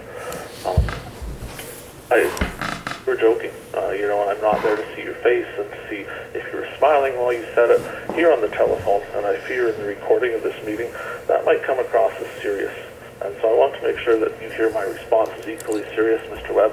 If you had simply written a check for this with no authority from this council whatsoever and brought it forward tonight and had it approved as part of the checks, I would be asking for your resignation, and the entire valley would be expecting it. Thank you. You betcha. Thanks, Bill. And thanks to Mr. Webb for working so hard at saving us money on this venture. And getting the ball rolling on it quickly. This is a way bigger pit than what we usually have there, too. It's probably going to be good for 5 years, I would say. I think it'll be probably in use for more than 5 years. Once it begins to be filled, then those back slopes can be dug so that we have the full width of the entire site utilized for burial of household waste.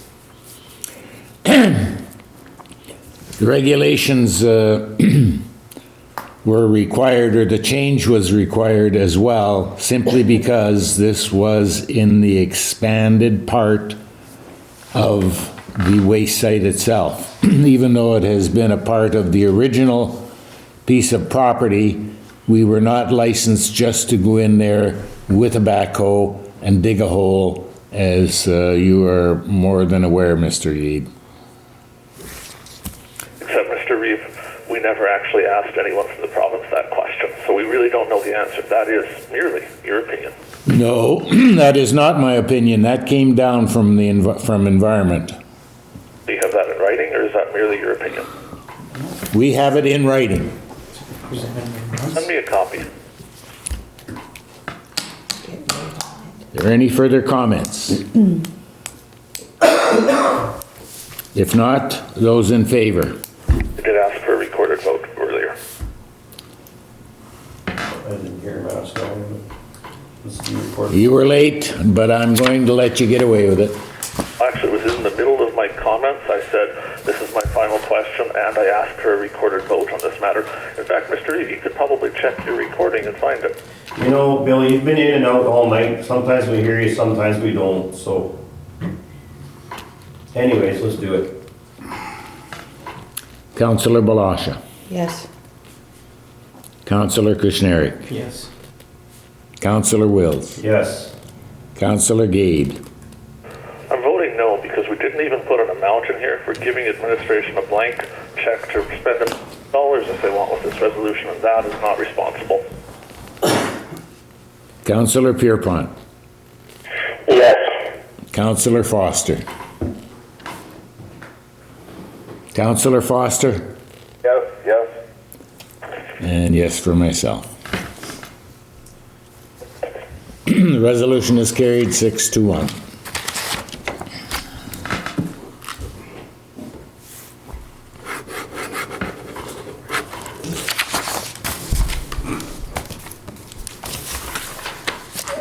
$7.15. Whereas a letter has been received from the Bozeman Skating Rink asking for financial assistance due to the COVID-19 restrictions and lack of generated income to be able to pay their basic operating expenses, and therefore be it resolved that Council approve financial support for the Bozeman Skating Rink for 2020 in the amount of.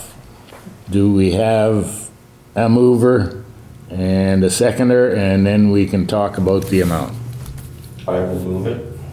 Moved by Councillor Wills, I'll second it. seconded by Councillor Pierrepont. Does the mover or the seconder have an amount for the grant? Well, what is supposed to be done, I'm not sure who sent the recommendation this time, but there is that $5,000 grant, and because it's changed hands in the last year, the person in charge now isn't, how do you say it, doesn't know how to write the letter asking for the grant. Okay, the grant was offered by whom, Councillor Pierrepont? Well, we approve a $5,000 payment to the Bozeman Skating Rink every year. They've never taken it because they never write the letter asking for the funding. I believe they asked us to help fund the year they bought the chairs, Darryl, and that's the year that we gave that. How long ago was that? If you go back and look at our budget, we approved, same as the whole, the $5,000 payment to the rink. They only get that payment if they write a letter and ask for it. I kind of remember this talk, yeah. Well, For $5,000? this would be that letter then, wouldn't it? Okay, so you would recommend an amount of 5,000 then? So that's what was budgeted for it.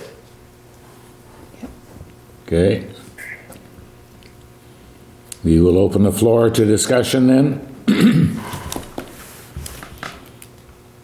Any comments? I guess I have some, but obviously anyone else is welcome to go first. I've spoken a lot.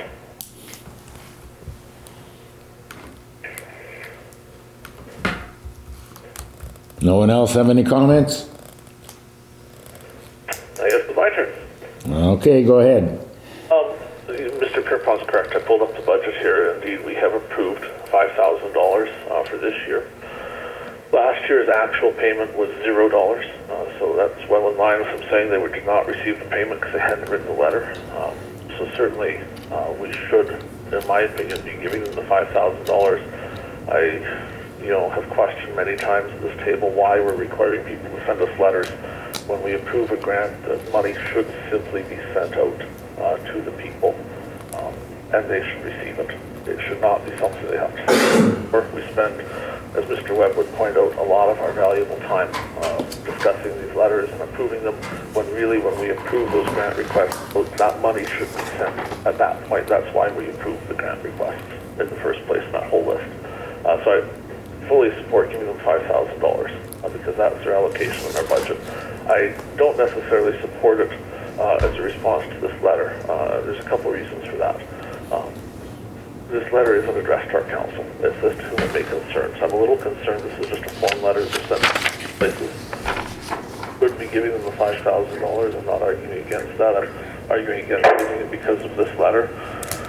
The secondary aspect to that is that they should have, this letter is dated November 17th. On the 10th of November, the province of Manitoba announced the Manitoba Bridge funding, which would provide their facility a $5,000 grant, completely non-repayable because of the current rules that are in effect through COVID. Their facility fully qualifies for it. And that would certainly go a long ways towards paying their bills. And there's no indication in this letter that they've made that application. Had they done it, they would have more than $356 in their bank account on November 17th because some of that was paid out already by then. So certainly, to sum up, we should give them the $5,000 we already approved. And we don't even need a resolution to do that because we approved it already. We should simply write the check and it would be done. And then we should have someone, I would suggest Mr. Pierrepont would be an excellent person to make sure they have applied and received the $5,000 the Manitoba government's offered. And there's a good chance in the next couple of days that amount will double to $10,000, which they would be able to have. And certainly, you know, I look towards Mr. Foster, who's a member of the Benito Recreation Center Board. They too would be completely eligible for that money, as would any other facility like that in the valley. We should make sure they're all getting that $5,000 each to help out so that, you know, it's just coming from the other level of government where possible. So you will contact the Kenville skating rink then? I certainly will. There might be Okay. one issue with Kenville. I don't know if they're incorporated. Certainly Benito is, and I assume Bozeman is as well. It can be done without incorporation. It's easier if they are incorporated. So if it's incorporated, it's less than 2 minutes to get the money. I will work with the Kenville ones to make sure they're aware of it. And we'll, if they aren't incorporated, we'll try and get through the hoops to get the money anyway. Good, thank you. Any further comments? No? Not? All in favor? Yes. Yes. That's carried.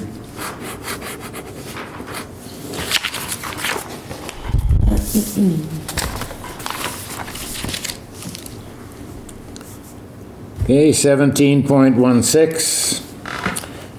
Whereas an offer from Cook Brothers Cartage Limited to extend the gravel crushing contract for the 2021 season to crush an additional 10,000 yards of traffic gravel has been received. And whereas this contract will end as of June 1st, 2021, therefore be it resolved that Council for the Municipality of Swan Valley West does hereby agree to extend said contract. Do we have a mover? Yeah, I'll move.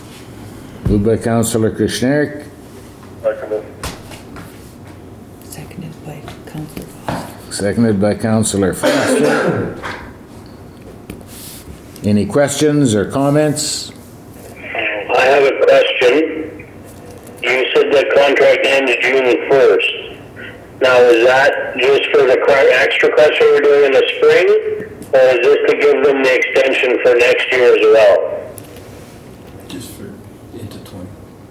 It's for 20, right? For 2021? Yeah, from 20 to 21. It's 10,000. But it is there, they gotta have that 10,000 yards crushed by June 1st. Yes. Yes. That part, yeah. Yeah, and I think this adds on to it too, I think. The resolution reads to extend the gravel crushing contract for the 2021 season. Yeah, yeah. And it has the specific amount of yards, so it's not for our total crushing needs next year. We have to go out, if we're going to crush 30,000, we have to go out and get a... I don't think so.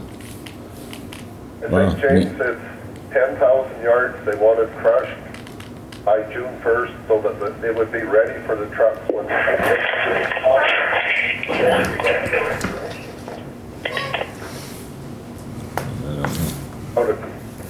out of another pit there. The way this is worded here, it says the contract will end as of June 1st, 2021. And I think what Cook Brothers was offering was to have the same price for the 2021 season, which is an option in the contract, in 20's contract, to have it extended for a year. But in addition to that, Public Works Rural lead hand had wanted 10,000 yards of traffic gravel to be crushed by June 1st. Yeah. So that it's ready to go. I see, yeah. That's exactly right, yeah. So this is not quite as plain as it could be, the resolution, but I think we are all aware of the Letter. intent. I wonder, the old saying, good fences make for good neighbors. Maybe if we're admitting now the resolution isn't clear and we're aware of the intent, but it's not written down, it would be a great time to write down the intent, so we're all very clear on it, and we don't have to worry about this Yeah, later. sure. Yeah, we should be perhaps rewording this some.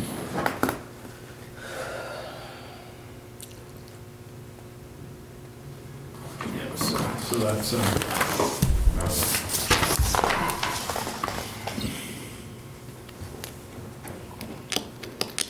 so just put and in between 21 and season. So after the, for 2021 and, or 2021 season and to crush.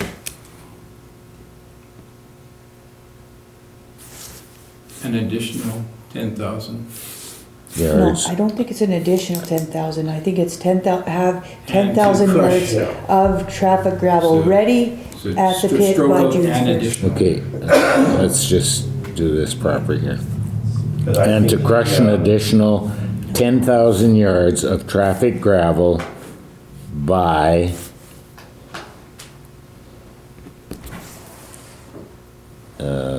June 1st, 2021, right? That's right. But these two words should not be there.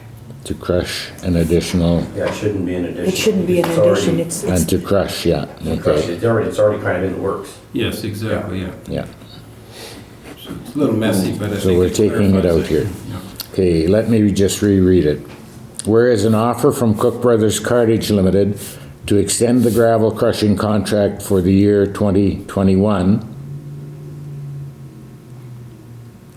Now, that's, whereas we accept an offer, perhaps, from Cook Brothers Cartage to extend the gravel crushing contract, because this does not make sense either.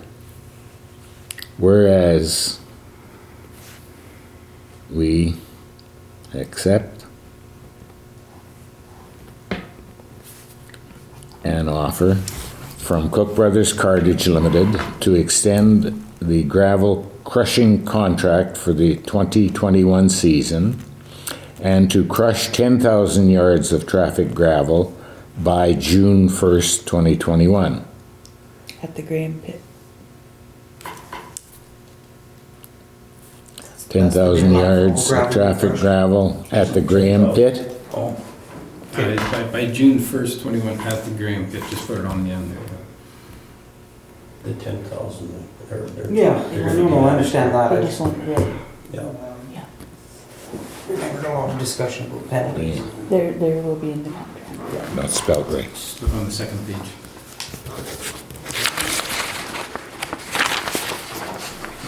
Oh, you got it.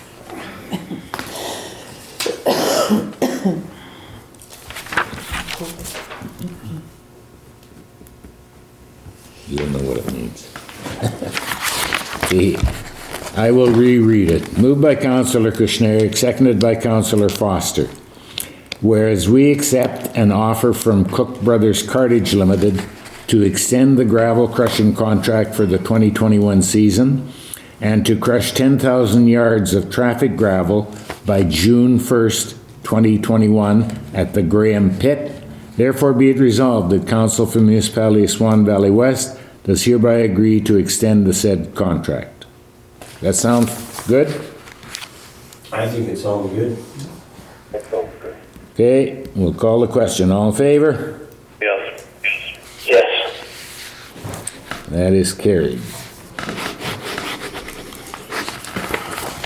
Sorry about that one, folks. We did read that one carefully. Got a resolution? We They won't run you through the ringer for it. Okay, 7.17, whereas the Swan River Museum has requested council support for the installation of a light at or near the intersection of Highway 10 and the entrance to the museum for safer visibility at that intersection. And whereas council believes it is to be in the best interest of the community to support the museum's request, therefore be it resolved that council authorize Reeve Galloway to send a letter of support to the Swan River Museum for the above noted purpose. Do we have a mover? I'll move it. Moved by Councillor Wills. Seconder. I'll move it. Yes. Moved by, or seconded by Councillor Pierrepont. Any discussion? Yes. Go ahead. So I find the resolution doesn't answer the question I have, and I'm not sure it would answer the museum's question either. In our package, we have a letter from Kyla Harris suggesting that there's a request for a light at the intersection. I think we're clear on that part. In the letter, it says we need permission, okay, given by Swan Valley West to go ahead. If it's granted, council must put in the request to Hydro. A light pole can be put as close as 10 meters to the highway. And then there's a second page to it, which is actually from Stephen Smart of Manitoba Infrastructure, explaining the concept of what would actually need to happen. And that is that only municipalities have the authority to instruct Manitoba Hydro to install a light in a road or a right-of-way. And certainly the request from the museum is for it to be in the right-of-way at the junction, like any normal light would be at an intersection on the highway. So the resolution, from what I heard of it, sounds like we're sending a letter of support. That won't do anything here. We need to make a decision as a municipality. Do we want a light there or do we not? Much the same as we decide on a street in Kenville or Benito or in the area around Swan River, or really we could put one on a gravel road if we wanted to. If we request a light, then we would pay for the cost of the construction of that light, and we would pay the monthly fee to look after it. So is that what we're doing, or where are we going with this? Well, the last therefore says, be it resolved that council authorize myself to send a letter of support to the Swan River Museum for the above noted purpose. They were asking for it, so we support it. And I think what goes along with that support is what we are required to do to try to fulfill the request. And that would be submission to Manitoba Hydro to install a light there. And so I think, even though it's not worded in the resolution per se, the intent, given the fact that we are approving the request, goes to, I think, say that we will do what is required to have that request fulfilled. Would we not be better off having the resolution say something to that effect?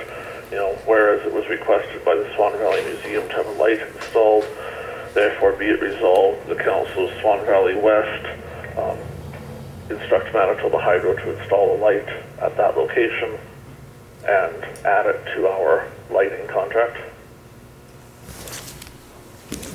I guess it wouldn't hurt to have it put in, but I think that we are not just dismissing the request, we are approving the request, and it would only go to follow that we would do whatever is necessary then to fulfill that request. I somewhat respectfully disagree, because what we're approving is the sending of a letter of support. We're not in this resolution approving the expenditure of money to construct the light and pay for the light to be turned on each month. And if that's our intention, we should simply write a resolution that says, You're gonna add it to our bill. Okay, we will add a further, be it resolved,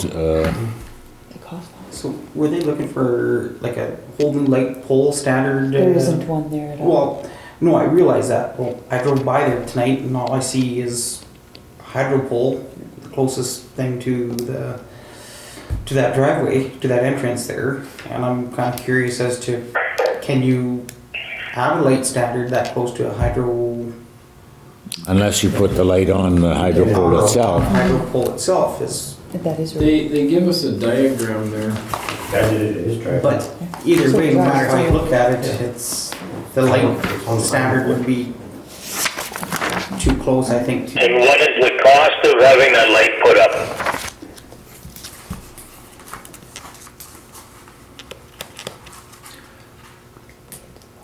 I don't know whether we have in fact investigated that cost yet. We haven't got that.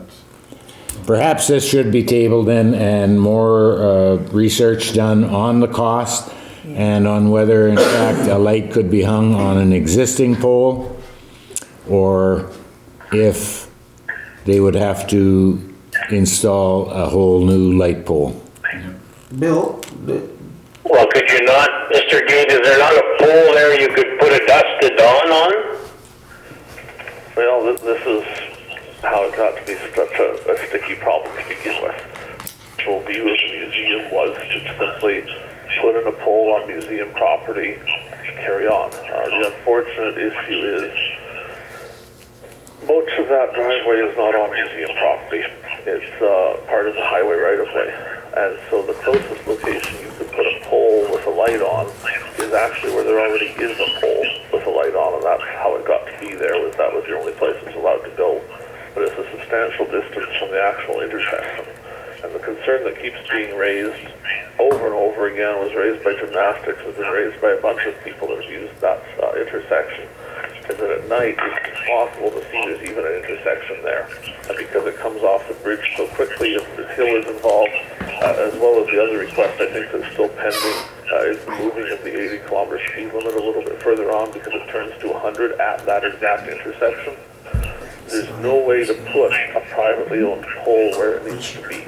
Now, it's not to say it couldn't go on an existing hydro pole, because they are allowed to have poles there. If it would reach, that would be perfect. Worst case scenario, hydro would have to put in one more pole on highways property, which they're allowed to do if the municipality says to do it, but they're not allowed to do it for the museum. Only the municipality has that authority.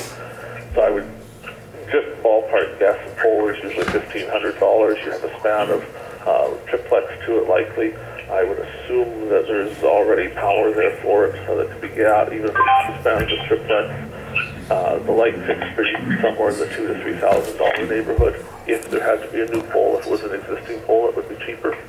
Yeah, no, that's, well, what I would have said too is it would have been probably around the $4,000 mark to do it. No, it was just a question of the cheaper route would be to attach it to something already there, but yeah, the highways have got, what, a 60-foot right-of-way there? They've got, yeah, about 60, well, I wouldn't say 60 exactly, but yes, there's a control area. Certainly it can be put in the control area, but that's where the light already is at the edge of the boundary. So it's in the control area, that existing light. If you drive by there, you see how there's one in a piece.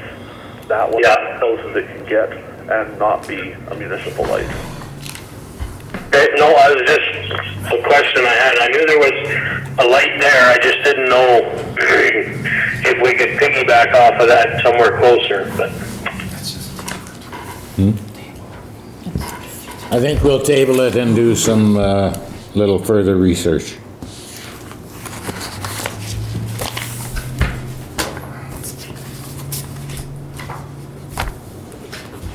Okay, 718.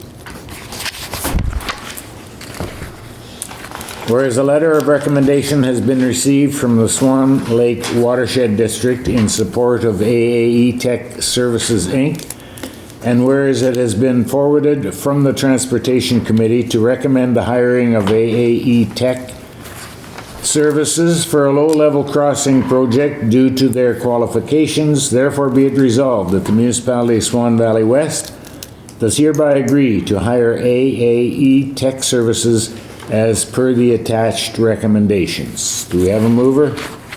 Yes. Moved by Councillor Kushniryk. Seconded by I'll second. Councillor Wills. Any discussion? On this, if I can speak Yeah, go to ahead. it, At the last meeting, I made mention that we would be in discussions with the watershed about the Vaughton Crossing, and that we would be talking about engineering services, and that we would come to some agreement on the best engineering firm to do the job. And these folks have done a lot of the work in the valley. They know already know the stats from the river and what it takes for flow, etc. And by their experience of going out to market to find an engineering firm, these ones came back with the best record. And since they've used them, they've got the experience. The one thing we're missing tonight and is the quote from them. They were doing up a quote for us so that we would have a dollar figure for this assessment. We don't have that tonight. Ballpark figure is the $7,000 range. So that's all I have for you. So I don't necessarily say that it has to pass tonight, but I want to discuss the principle of it and get an understanding with council in regards to this, and if they feel that they need a vote, we can always vote on it on the 22nd. There's not a problem with that. But we do have to continue moving forward once again with these projects. We just can't stall them. Any other comments? I'd kind of like to see the quote if it's not a big deal to pass it tonight or not, because then we could just include it in the resolution that we're hiring them and paying them this much money. Up to so much money, you said? Well, I'm thinking if there's a quote coming, if it like was going to tie the project up until the project's important, the ballpark of $7,000 is fine. If there's a quote coming and it's not a big deal, we could leave it till next time. We could put the dollar value of the quote in the resolution and be done with it. Mm-hmm. Yeah, no, so that's open for council's discussion. I just wanted to be totally transparent on that as far as what our intentions were with this resolution. We intended to have it, and it just didn't come in the email today. Would it make more sense to put a dollar value up to a certain amount, or no? I guess it isn't gonna start tomorrow, the project anyway, so. Yeah, so if everybody's in agreement that is coming, and you can expect at the next meeting, I think it's a good way to do it. It's one of those that we don't have to rush on. We can do it, do it thoroughly, do it right, and so if you're good with it, that's what my suggestion. Table it to next meeting. Do it right. Yeah, good. All right, yeah. Okay, move on to finance items. 8.1.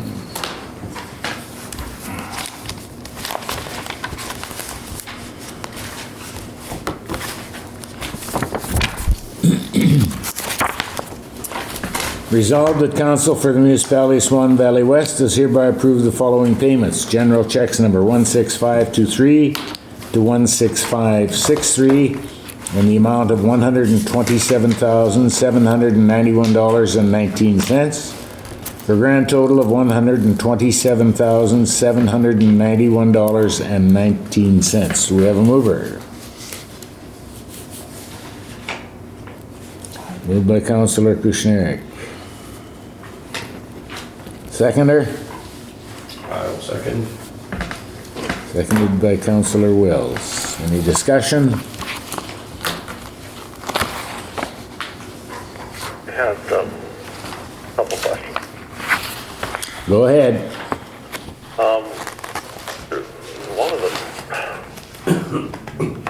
I was curious, I know the provincial government indicated several weeks back that they were allocating money to municipalities on a per capita basis for COVID-19, and I'm not sure exactly what they called it, but essentially it was a bundle of money that could go to general revenue and we could use as we saw fit for whatever, should it be COVID-19 expenses or something else that was pressing the municipality.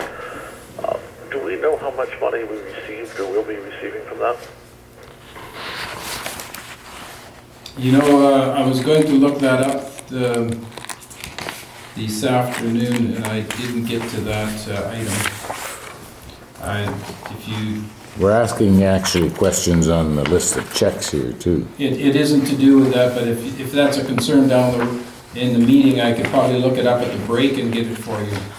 That'd be cool if you could. Yeah, do you have a specific purpose or a reason that we need that? I just want to be prepared in case I need to look up more information. I don't plan any follow-up questions to it. My figuring of it was around $150,000, but I didn't know if I calculated it right. I was just curious the amount of money, because if it is that type of money, certainly it would be something that I think we should put on the agenda maybe for next time to discuss what we're doing with it. If we have a specific plan for it, I can think of some things that we probably need to spend money on that we could allocate it to rather quickly as some solution.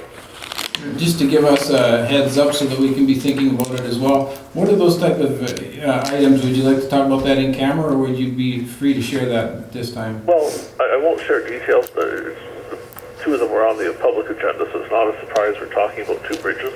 Yep. Well, very likely there's going to be some cost to those, right? Exactly, yes. So, it looks like it could be a possibility, and certainly there may be other councillors with ideas of things that we need to do, and James, I think we'd look to you eventually to say, if we've had expenses over and above because of COVID. I don't know if we have or not, but certainly I would think, hey, we should use this money to pay for those things that we wouldn't normally have to spend money on if there hadn't been a pandemic. That sort of stuff. The only other question I had, and I apologize, Mr. Galloway, also too doesn't reference the check number, but we find ourselves now in December. And the last time we've seen any indication of where we are at with budgeting for this year was, I believe, the end of August. Is there any chance that we could have, even with the understanding that perhaps there are some things that have to be moved around a little bit, each time we do this, as we pass these checks, they're already assigned to accounts.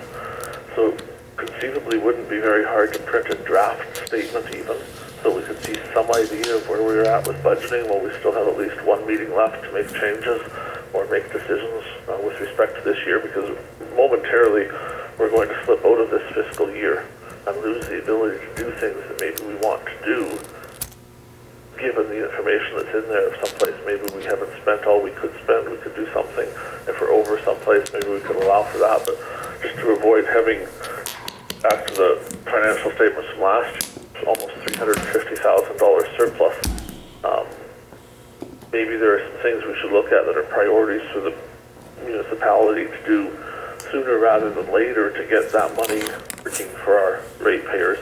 But to do that, we kind of need an idea of if we have any money and where we're at. Maybe I could answer that. My apologies for not providing those September statements and October statements. Those are within the minutes or hours of being finished up or reconciled, and I didn't want to rush them to the meetings. I've made commitments to the staff and to the council that I would be around more in the next 2 weeks for that very exact purpose of getting the year-end tied together so that we're finishing it off so that everything is up to date, and I think that's very important coming into the year-end, and that only gives us a short 2-week window. So instead of bringing that to the table tonight, at 6 o'clock, I would like to provide that to you, later this week so that we have a week to look at it. I don't have the November statement yet, but that will be coming, and shortly after that we'll have the November numbers, but the October numbers will give us a very good direction of how we're doing. And I think it'd be wise to take a look at it next meeting to see what we need to do. One question I wanted to ask of council members tonight is, what one area do we, in each one of your minds, do we have to focus on, or have we missed in previous years that we need to definitely work on before the next council meeting, before December 31st? We'll be thinking about that, and we can talk about it later in the meeting.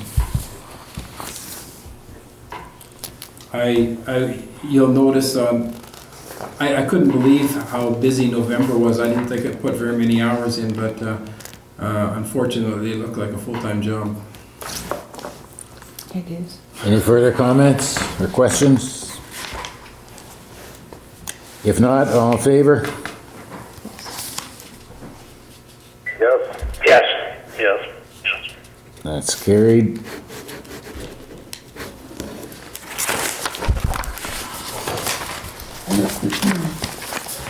8.2. Resolved that the Council for the Municipality of Swan Valley West does hereby approve the following payments. Payroll payments checks number 3400 to 3412 in the amount of $15,395.01 for a grand total of $15,395.01. Do we have a mover for that? I'll move that. Moved by Councillor Blosha. I'll second it. Seconded by Councillor Foster. Questions or comments there? I'll ask the question I've asked a couple meetings past, and that's to do with overtime pay. Is there any possibility of knowing at some point, again, I point out I'm not necessarily looking for this payroll statement to show us the names of employees. I'm not interested in that at all. I'm interested in seeing something here that would indicate to council each time we do payroll if we're paying out overtime and how much overtime is being paid out. And I know we talked about it a couple meetings ago, and I maybe misunderstood because I sort of thought what I was hearing was we were going to do that and that we'd have it for the next meeting and we'd make sure we did it for the next month. But I find we're here again in another month at yet another meeting, and we're still not seeing anything like that. Is there a way we could somehow see if we're spending overtime and how much of that we're spending so we can have our minds around what's going on in the municipality? Well, I think that I'll speak this time. Last time, I think the comment was that we will look at doing that. Hopefully there was no promises because it's hard to get those numbers on paper for you. What we do with payroll is we very seldom pay out overtime. There's sometimes it is requested, and it's their money, so we pay it out. We just hold it in case they want. We call it bank time, and they take extra time off for that, and that's usually how it is. So very seldom we pay out, maybe once or twice a year. And then usually give us a letter requesting it.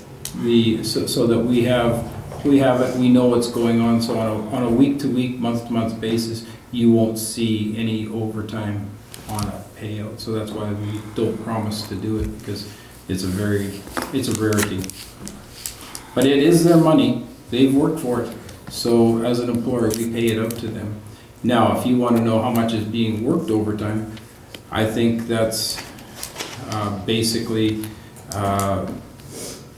you could tell if there was a snowstorm, there's definitely going to be some overtime. You know, if there's a spring disaster, there's going to be overtime, but on a regular basis, we don't see a fluctuation from their regular hours. So it may be I'm looking for the path of least resistance, because I certainly would like to know in my mind when we're accumulating overtime and when we're not. Would it be for me to just put in a Freedom of Information Act request each month asking for the timesheets, or is there an easier way to, Councillor, know if we're spending, spending is a loaded word, right? If we're accumulating overtime in a given month and why? So do you want just a total for the month? I'm wanting, if the total for month is 20, I'm going to say, okay, great. And if the total is 40, I'm probably going to say, okay, great, there's a snowstorm. And if I see a total go by of 300 hours of overtime, I'm going to say, wait a minute. How come we're spending 300 hours of overtime? We're accumulating 300 hours of overtime. And I'm going to want to have a little oversight into the process that led us there. Yeah, that would be, to me, that would, no, that's what I was going to say. That might, and I'm laughing, so you can't see my face, but you can hear my laugh. I was going to say that might be a trust issue, but that the management isn't doing right by the guys and the municipality's money. But what we can do is at the bottom of the page, if you want, we can say put down X number of regular hours and X number of overtime hours, something like that, so that you can see the percentage is pretty low. That would be absolutely perfect for what I'm wanting. I just wanted that ballpark overview number. I couldn't care less if it shows the people, just the total would be great. Yeah, and you know that because of public works and our utilities and everything, that will be calculated in there, and that's a big part of the any extra time that we pay out. Oh, absolutely. I think we've all discussed many times that over time we want to work to lower that number, so we're not having to incur overtime for everything. Yeah. You know, that'll be part of a measuring stick for us, and how are we doing that, and empowering management to do that for us. Yeah. No, that would work really good into a bonus for us. Just kidding. Any other questions? Okay, I'll work on that, Bill, to get that. I think all the council would be interested in that, and I'm not promising it for December, but, you know, let's look at the new year. Is that all right? Yeah. Yeah, thank you. Okay. Okay, you ready for the question? All in favor? Yes. Yes. Yes. And that's carried.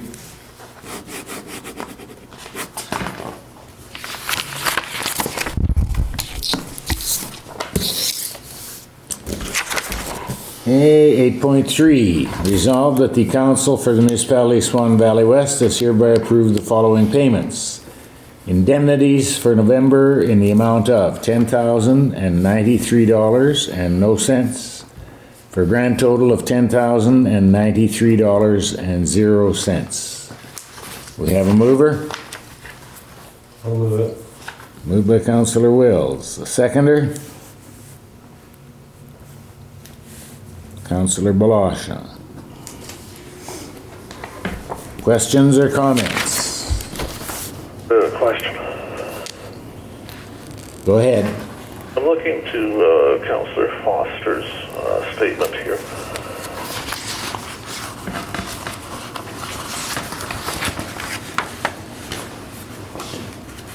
Exactly is the word. Been working on trying to look into a small issue that I was questioning about this statement. We were trying to do that informally, I believe. That doesn't seem to have worked. I was just curious if Mr. Foster wanted to consider what he's written here, and if perhaps he wanted to voluntarily make a change to it in light of that, or if he wanted to go ahead with it as it's stated. Was that because it was, oh, okay. I can take that right off if you want, I don't care. You know, we tried to sort of connect informally, that didn't work. I'm just, you know, we can certainly. Are you talking about November 26th or what? Are you No, talking not at all, no. Not November 26th, I'm not questioning that at all. Why? I'm just questioning the cellular telephone. My phone? Oh, it's, okay, just wait, it's just, beeping there, okay. There, is that better? Yeah, no, when I mentioned the phone, I was mentioning the $60 on your statement for the phone. What about it? You feel that he should lose his cell phone allowance? Well, I'm just somewhat suggesting that Mr. Foster should comply with our bylaw and our policies. Yeah. What policy and how is he not complying? So if you check the requirement on the cell phone, $60, it has some specific language about the condition of the cell phone, and the operating requirement is a voicemail, and it has to be kept up. And you know, certainly I tread lightly because you know, I've attempted to resolve this informally, and that's failed. It's currently pending formal resolution, but here we are again claiming $60 for the cell phone, and I somewhat feel that's inappropriate given what our policies say. Is the voicemail not working then? Is that what you're suggesting? You're unable to leave a message. Because it is full, or what was the reason? 3 messages there. 2 messages. I don't have any erased there in time there. It'll be full there. I've called Glen numerous times. If I don't get a hold of him the first try, he calls me back. He's using his cell phone, in my opinion, and I feel that this is a huge waste of time, that we could have paid his cell phone allowance with how much time we've wasted tonight.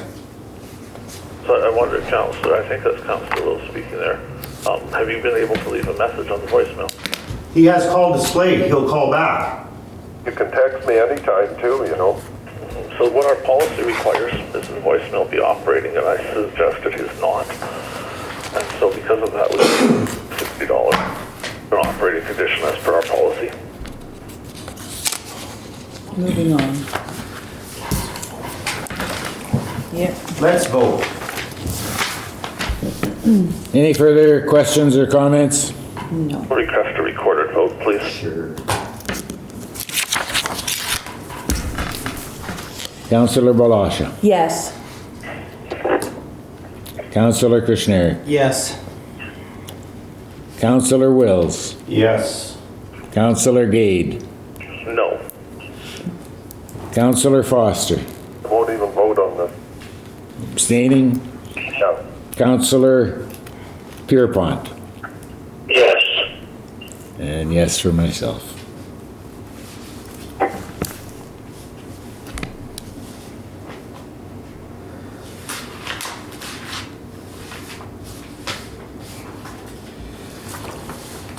Resolution is carried 5-1 with 1 no and 1 abstention.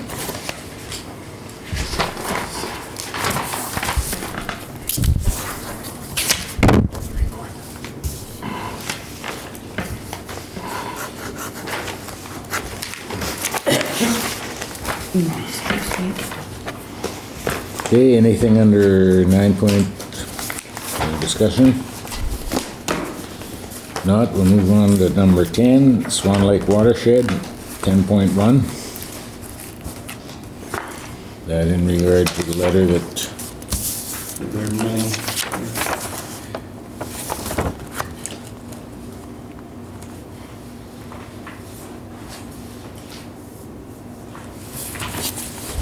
did everyone receive a copy of this, or not? Are you aware? Yeah. Yeah. Everyone have their copy of the letter from the Swan Lake Watershed? No. Yes. Okay. Yes. Is there any action you think need to be taken, anyone?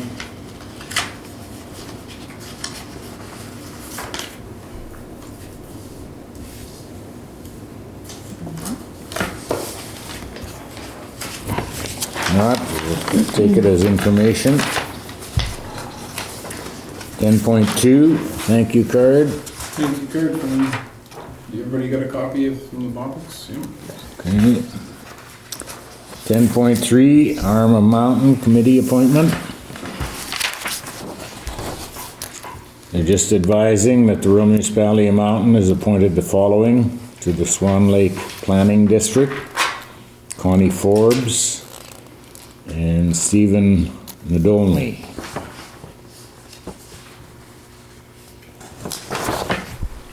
For information, 10.4, Manitoba Habitat Heritage Corporation. Did everybody get a copy of that? It was It was in our computer, yeah. Okay, yeah. It was just.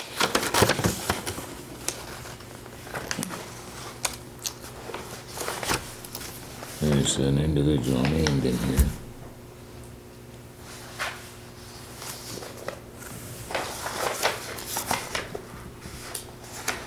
Probably shouldn't be public, is it? I think it's being done with his permission or whatever. Yeah. You all received the letter, have you, from the Manitoba Habitat Heritage Corporation? Okay. More info. Nothing under 11? Nothing under 11, no. Okay, we'll move on to 12. We'll start at the top. Councillor Gade, committee reports. Well, you know, surprisingly, I haven't been to a lot of committee meetings lately because of the whole not being on any committees thing. I did have under communicating though a question. I didn't know where else to put it. I didn't think it was worthy of an agenda item. But I was contacted from the Kenville Skating Rink Committee, and they received an invoice from the Municipality of Swan Valley West. It's dated for the spring of 2019. and they were able to show me a check where they had paid the invoice they got in 2019. It's a different amount. The invoice wasn't received until late this fall. As you guess, it's mid-October, end of October in that time frame. It does say due immediately on it. And there was some question on their part what exactly they were paying for when they'd already paid the 2019 invoice, and now they had another one saying they were again paying for 2019. If there had been a mistake, the amount would almost double what they were charged in 2019. In fact, it might even more than double it.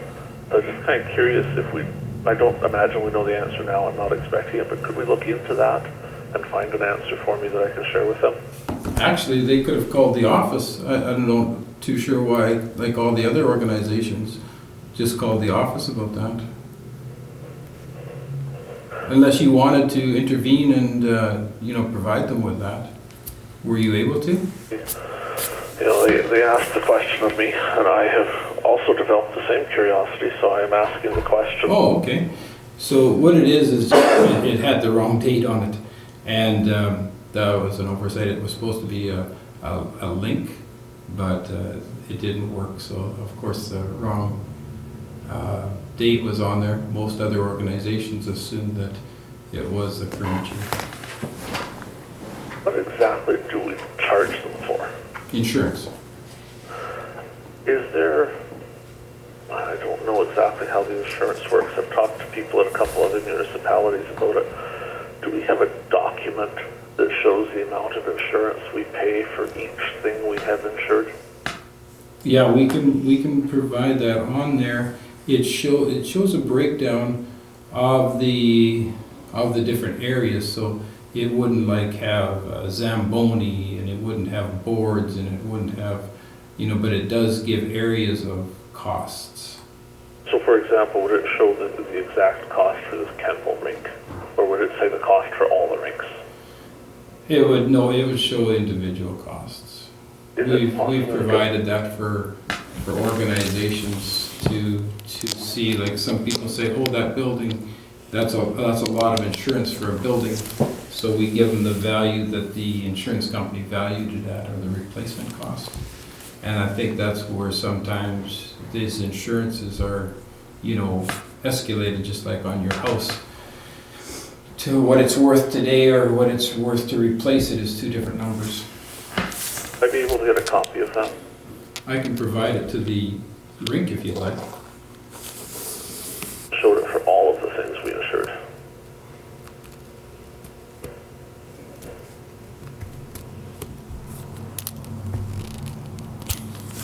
No comment. So, I don't know where to go from there. When I ask if I'm able to have a copy of it, and someone says no comment, is that yes, I can have a copy, or no, I can't? I don't have a decision at this point in time. I think I don't know if it's wise for us to get into some more debate over useless activities. It's insurance. They charge it to us. We charge it out to people. We pay it. You pay your house insurance. We got to quit wasting time on items that we can't do much about. We are here to run the municipality. You're stretching us. So just for curiosity's sake, I'll sort of paint the background of why I'm asking for the document. And maybe that will provide some clarity, if not to administration and council, to the people watching this. In talking to other municipalities, I've been informed that such a document rarely is cleared for each building. It actually provides much less detail than that. And that internally to the municipality, it's up to administration to assign randomized values or values they think are fit to each thing. So that's why I'm wanting to see a document that comes from our insurance provider that says that, as you indicated, exists. And certainly that document is accessible under the FIPA Act. I can file a request tomorrow if it's a big issue to just ask for it as a member of council. If I instead have to ask for it as a member of the public, I can do that. I assumed that we would provide some view to a councillor asking for specific information like that, as Mr. Webb has indicated, already exists from the insurance company. It could simply be photocopied or printed. It wouldn't be a big deal. If it is, not a problem. I can request it through the official channel. You'll have 30 days to provide it, and if you don't, the ombudsman will investigate why you haven't done that. But again, that's the big of my question is that other municipalities have informed me, and in fact an insurance agency has informed me the exact same thing, that those numbers are subject to change internally, which is why I'm wanting to see how we come up with those numbers and make sure that they're fair and equitable, not only to the Kenville rink, but I think to every other organization in our municipality that pays insurance premiums. But thank you for your answer, Mr. Webb. It was entertaining. Well, this is, and to that point, Bill, like, we are here to work together, we are here to make this run, but when you continue to I don't want to call it grandstand, because you have some very good points, and so it's not that, but it's to bring attention to stuff that is maybe shortfalls, where there's so many wins that we've come across in 2020 and so many things that we've done right, but we keep focusing on the stuff that isn't just perfect, and it's tiring, and we have to work together, and you can't exhaust and then continue to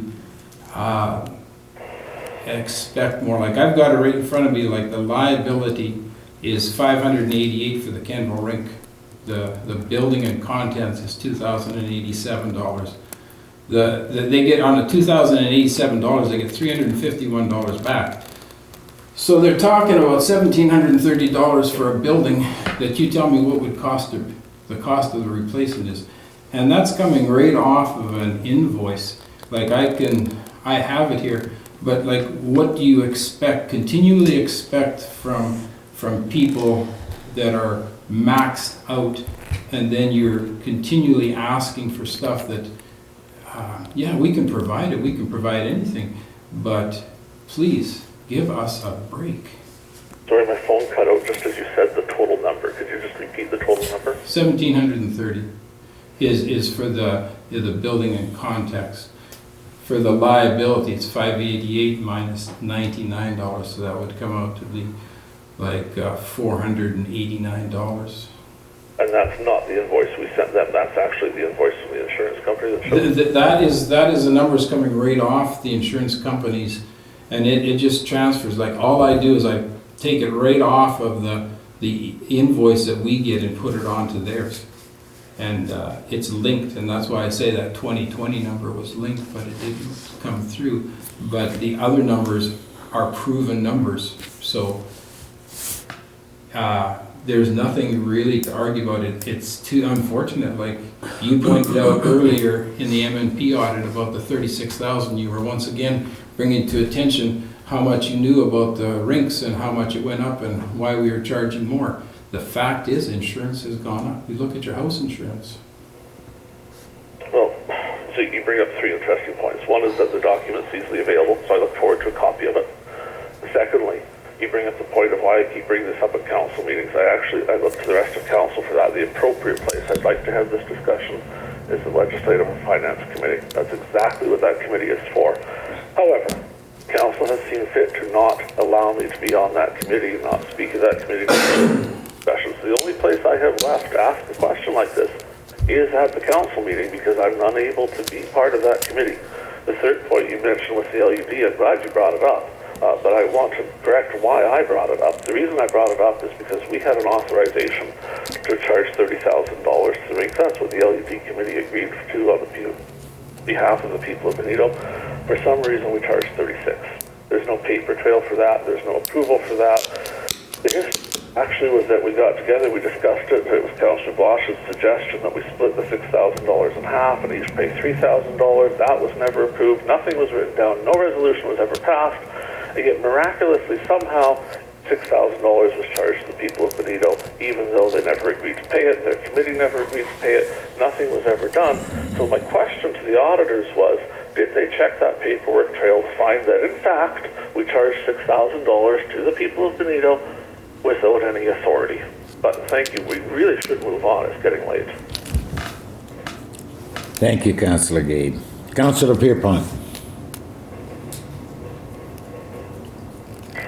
I have no committee reports at this time.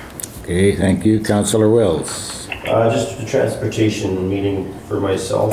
We discussed the Crestview and McMyer Bridge at Lockney Crossing, but we've also discussed it here tonight, and we will be discussing it further once we get into these quotes. So that's all I have to report. Thank you. Councillor Blosha. Okay, well, I attended the transportation meeting, but if council will allow me, I just have a question to ask Mr. Gade if he would, it's something that's been bothering me, if he would not mind answering it. Go ahead. Okay, are you listening? Can you hear me? Yeah, I can hear you. You're not totally loud, but I think I could. Okay, I'll try to move this closer. Can you hear me better now? Much better. Okay, something that was bothering me is that you stated in a statement that you made that you were promised to be put back on committees. And I was just wondering, because I looked back and I can't find a conversation that said you were promised to be put back on any committees. I did find that we said that we would look at committee appointments in November, but there was no promise made. I don't think this council breaks promises, and I don't want to be known as breaking a promise, so I would like to know if you can remember who made that statement. Oh, certainly we could discuss that. I actually welcome the question. So a little bit of a misquote there. What council promised to do was at the second meeting of November, give consideration to whether or not we be placed back on committees. And that's a technical term. It has legal meaning. Give consideration means the resolution would come forward. We would just be moved and seconded. We would then have a discussion. That would be the consideration part, leading to the vote, which would be the end of the consideration part.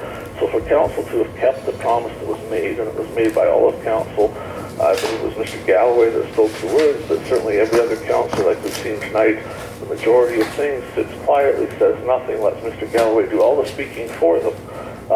Okay, that's not your still. Well, so actually you did, it was not promised. Mr. Blosha, you have better manners than that. Don't interrupt me.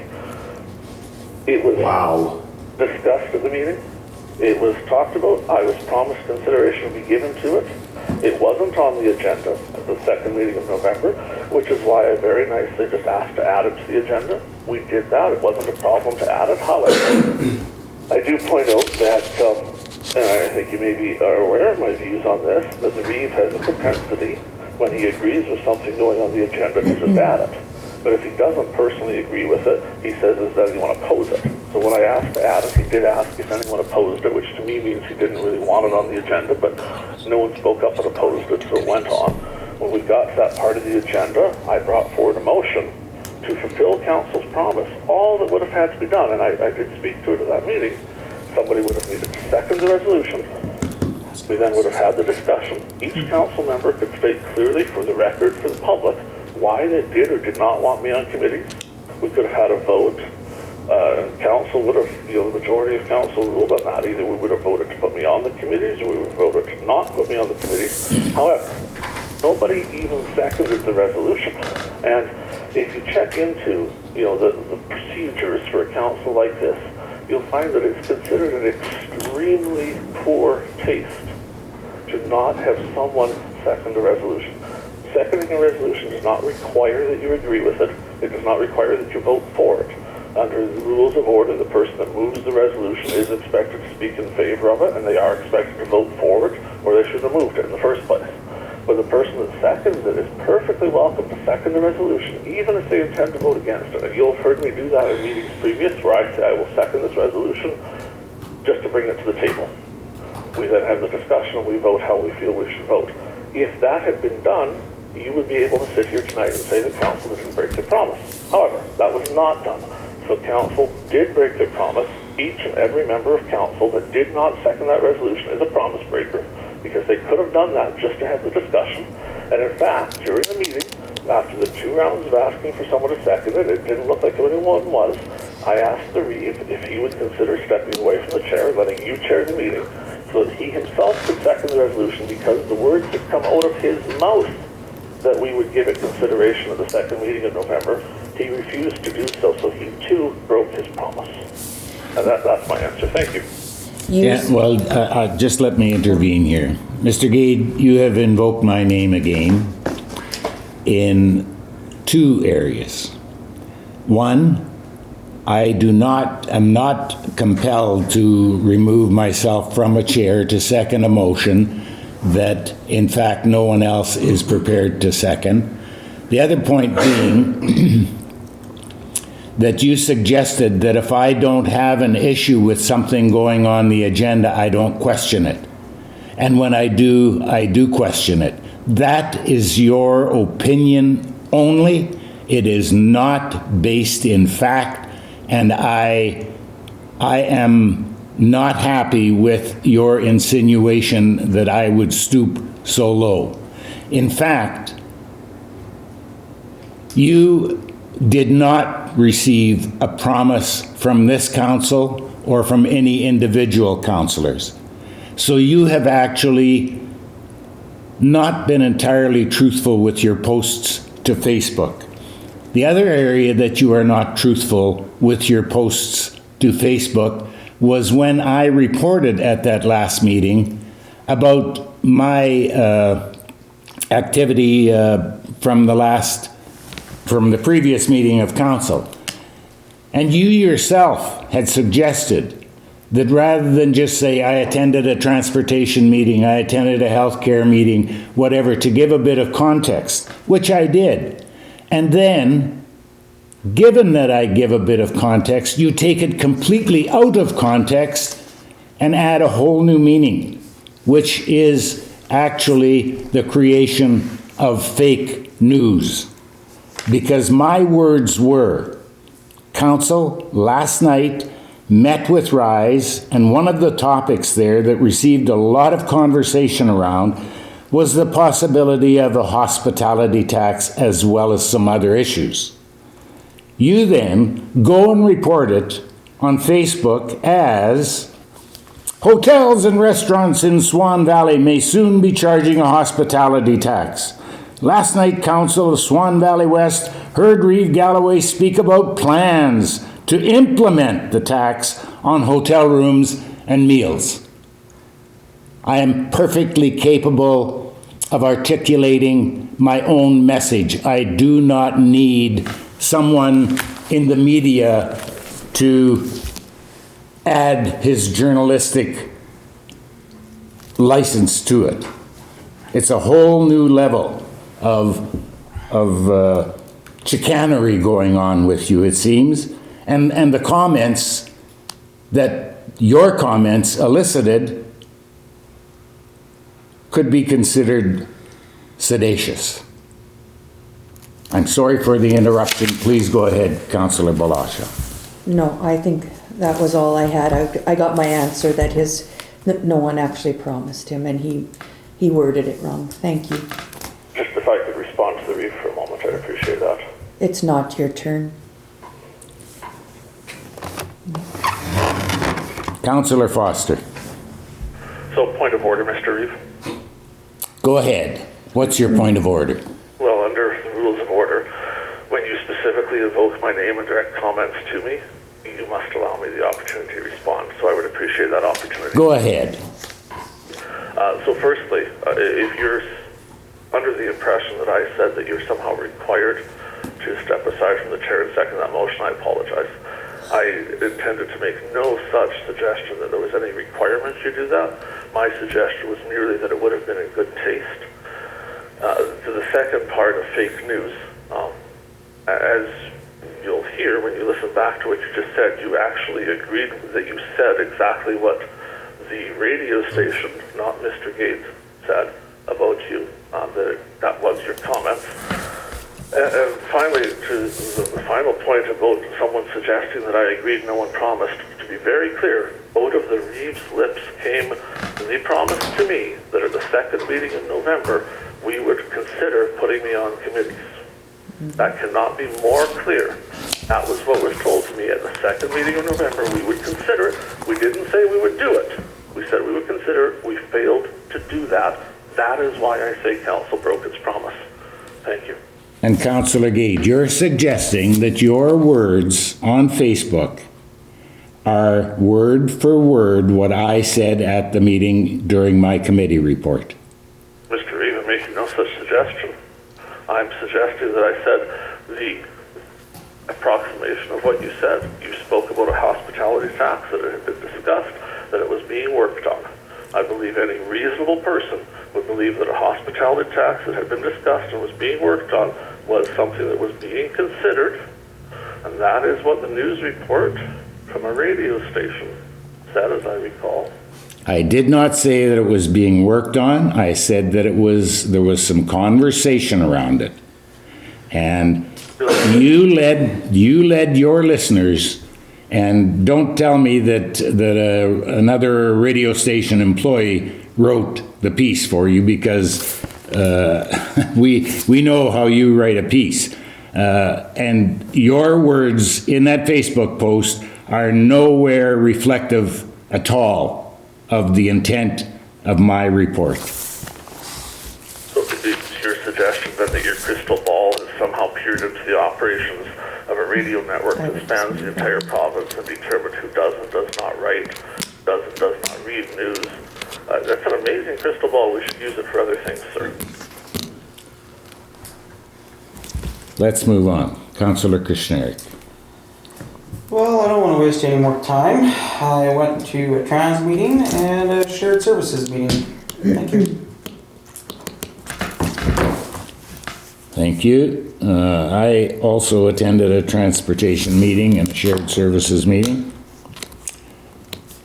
James, do you have any activity We you asked want to Mr. report? Pierrepont, did we? Oh, I'm sorry. No, Darryl, he was Glen, second. sorry. Glen. Mr. Webb. I have to go back to Mr. Pierrepont. What was yours? Didn't have anything. Didn't have it. Okay. I don't think we got Glen though. Well, now that my memory's been jogged, Transportation. I was at the transportation meeting and I was at a shared services meeting. Sorry. Been a long week, eh, Darryl? It's been a long meeting already, yeah. And Glen. Councillor Foster, I had asked you or not? I had transportation meeting, Bill. Yeah. Okay, thank you. Still writing. So,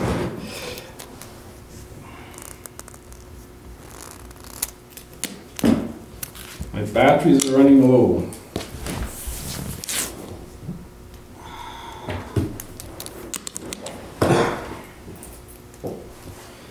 Okay, I attended a transportation meeting. Okay, thank you.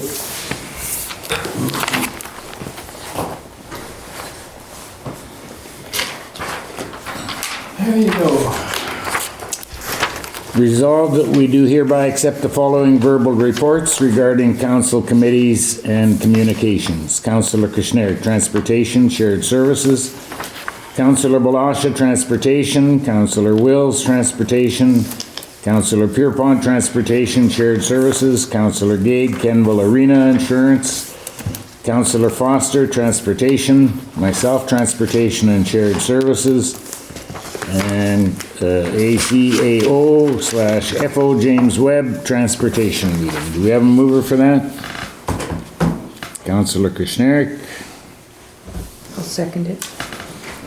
seconded by Councillor Blosha. All in favor? Yes. It's carried. Okay, we have come to the point in our meeting where we invite any comment or question from the telephone audience, if they're still there. I'm still here. Does anybody else want to go first?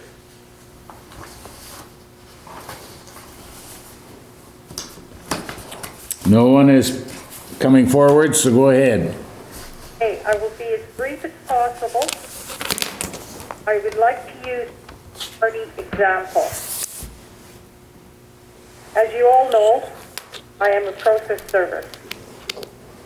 I issue papers to somebody, I warn them, remember, your lawyer charges by the minute, so get all your facts straight. My question, how much is it costing us taxpayers for the repetition, 15-minute intervals of Mr. Gade constantly squealing about his lack of participation in committees. And it went on the whole night. Times 7, please. Now, if this little discussion over Councillor Foster's phone is worth $60, what he's been put through tonight, and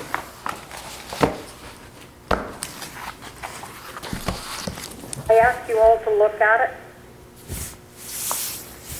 Mr. Webb said, we're supposed to be moving forward, we're supposed to be working for our community. It's got enough problems with COVID, it doesn't need this. Every councillor, the finance officer, and anybody else that he could possibly go after. Thank you, Reeve, Galloway. Thank you. Any other questions or comments? Might we offer the answer to Mrs. Salama, because we know what the answer is. Do you think you know the answer, Councillor Gade? Go ahead. Well, technically, we all know the answer. If we look into how our remuneration is set up, each additional minute that is spent in a regular meeting of council like we're at tonight has a grand total cost to the municipality of only what we pay Mr. Webb for free tonight as part of our base salary. So we would look just to what his hourly rate was. So for each additional hour, I don't know if his rate is public or not. It certainly can be figured out from how much we pay him, but that is the actual cost. So we're looking at a permanent cost of $1 or $2. So we decided it'd be a lot more than $1 or $2 per answer. I think in the long run, delaying everything every time we go over anything hurts us one way or another. It would be great to have these discussions at committee meetings so we could have it discussed and settled, and we could come to these meetings. They'd be quick and easy because we would all know what was going on. But unfortunately, we have a situation where 6 members of council know what's going on and 1 doesn't. So I have to keep asking questions to try and understand what's happening. Okay, are there any further questions from the public? If not, thank you very much for attending tonight. We will take a 10-minute recess, and when we return, we will be going in camera. Thank you. Do we have a mover for that? Yes. Councillor Kushniryk, I'll second it. seconded by Councillor Foster. All in favor? Well, discussion. Okay, do you want some discussion on it? Just making sure that we think it through, and those are really the only 3 things we're talking about in camera. Those are the 3 things that we've identified. No, that's fine. That's it. I sort of got the feeling earlier in the meeting there was another one we were going to do, but that's fine. Thank you. Did you want to add something? No, I have no interest in it. Okay. Any further discussion? If not, all in favor? Yes. Yes. Councillor Foster, I didn't hear you. Yep. That is carried.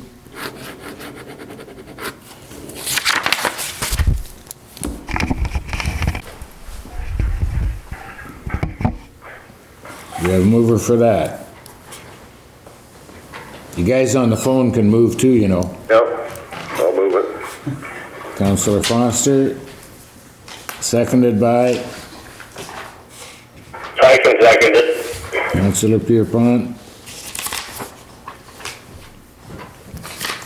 All in favor?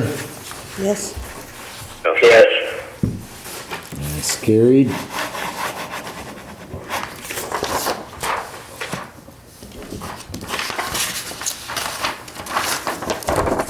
Resolved that the Council for the Municipality of Swan Valley West does hereby accept the consolidated financial statements for the year ended December 31st, 2019, as presented by MNP LLP. Do we have a mover for that? I'll move it. Moved by Councillor Wills. Seconded by Councillor Kushniryk. I was waiting for someone on there. Any discussion? Yeah, I have some. Go ahead. So, I'm going to ask for a recorded vote on this.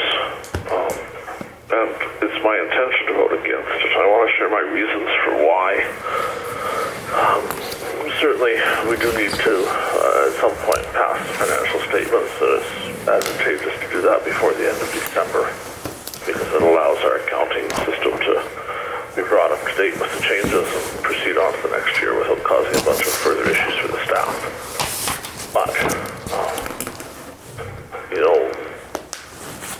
audit, that I think we offer a false sense of security with it. We state these numbers, we give them out, we pass it like this, and that sort of gives it the stamp of approval that everything contained in it is right. That isn't necessarily the case. Or tonight from the auditors that they don't check some of the things that are required to be done by our part, and whether or not that's their job is a debate for another time. The reality is not everything is being checked, and there are things in those statements that are not correct. I don't think it's right of us to present statements like this when we know of things that aren't correct, we know of things that weren't resolved, that weren't done properly, and to somehow pass it off as this being okay. We've done this before. When I first joined council, the first time we went through one of these audits was fairly soon after I became a council member. That year I asked a bunch of questions about some things, and the answers were a little wishy-washy, to be honest, about, oh well, it's just how it is. And so I spent many, many evenings learning all the ins and outs of public sector accounting policies so that I could look at those financial statements and know exactly what they meant and what they said. And I'm sure that that's not something only I have done. I know that many of the people here care about things like that and have done similar and look at those financial statements as well. For the next year, when they came back again, I asked many of those same questions, and I asked them in a different, better way with that background I'd accumulated in public sector accounting for what I was getting at. And lo and behold, the auditors found they had to restate not only that year, but also the previous year financial statements, because we had passed statements that were completely incorrect, when I was first on council. Last year, it was a difficult process to find out if we had made the changes that needed to be made. Some of those questions were never answered by the time they were passed last year. This year, and I should paint for background that in those other years we had those statements, we looked at them for a period of time, were able to check into them, look at things, find out more. This year we've had the audited financial statement for a little over a day. We've seen it for so little time. I know of things in that statement that are misrepresentations of what should have happened. They are misrepresentations of what did happen. They are errors that we could and should correct. I think there's an appetite on this council to do that, because some of those discussions we've had repeatedly, and we hear things like, and I will paraphrase here, I'm not meaning to quote anyone specifically, but essentially Councillor Gade is just wasting our time again, and should just get on with life and just accept it to be how it is. And I don't feel that the reason I was elected to this council was to count how much money I could receive by being on council and keep my mouth shut so that I could be on committees and receive some more money by being on them. Certainly I'd make more money if I was on committees. I could be billing mileage to them, I could be billing hourly, there'd be all sorts of amazing things I could do. That's not the point of being here. The point of being here is providing look at it, and that's why all of us are here. I believe that every single one of us is making to do that. All of us in our own special way, I suppose. I look at this and I see errors, and I can't vote for it, knowing that we've talked it to death. And our general response to most of the things where I point out something that is important and should be dealt with, and in many cases would take less time to deal with than the time it takes me to point out time and time again how wrong it is and why we should fix it, to just fix it. But we don't do it.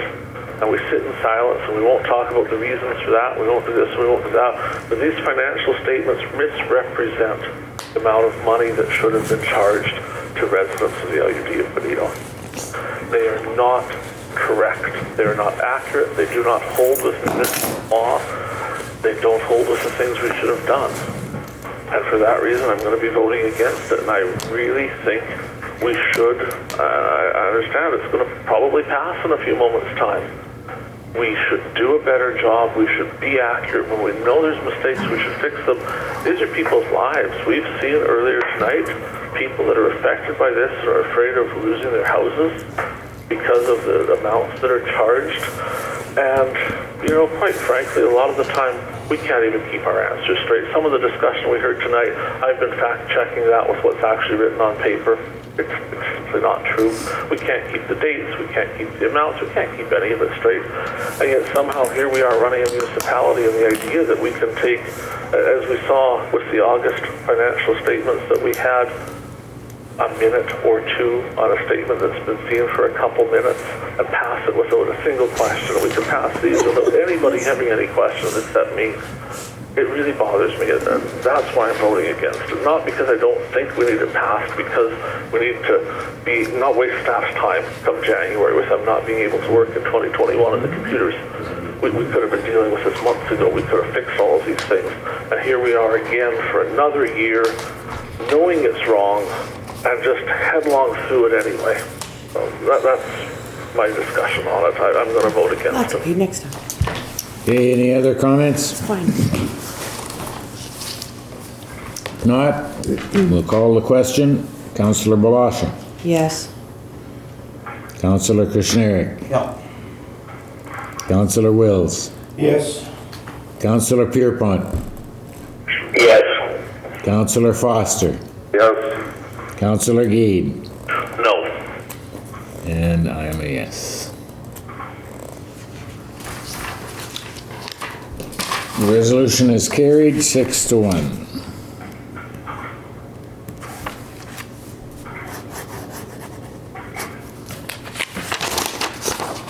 Hey, is there anything further from anyone? Not. Resolved that this meeting shall now adjourn at 11:17 p.m. Be it further resolved that the next meeting is Tuesday, December 22nd, 2020 at 7 p.m. Mover for that? Councillor Kushniryk. Glen, you wait? No, I'll second. Seconded by Councillor Foster. Any discussion? If not, all in favor? Yes. Yes. That is carried. Thank you all. Have a good evening. What's left of it? Right. Good night.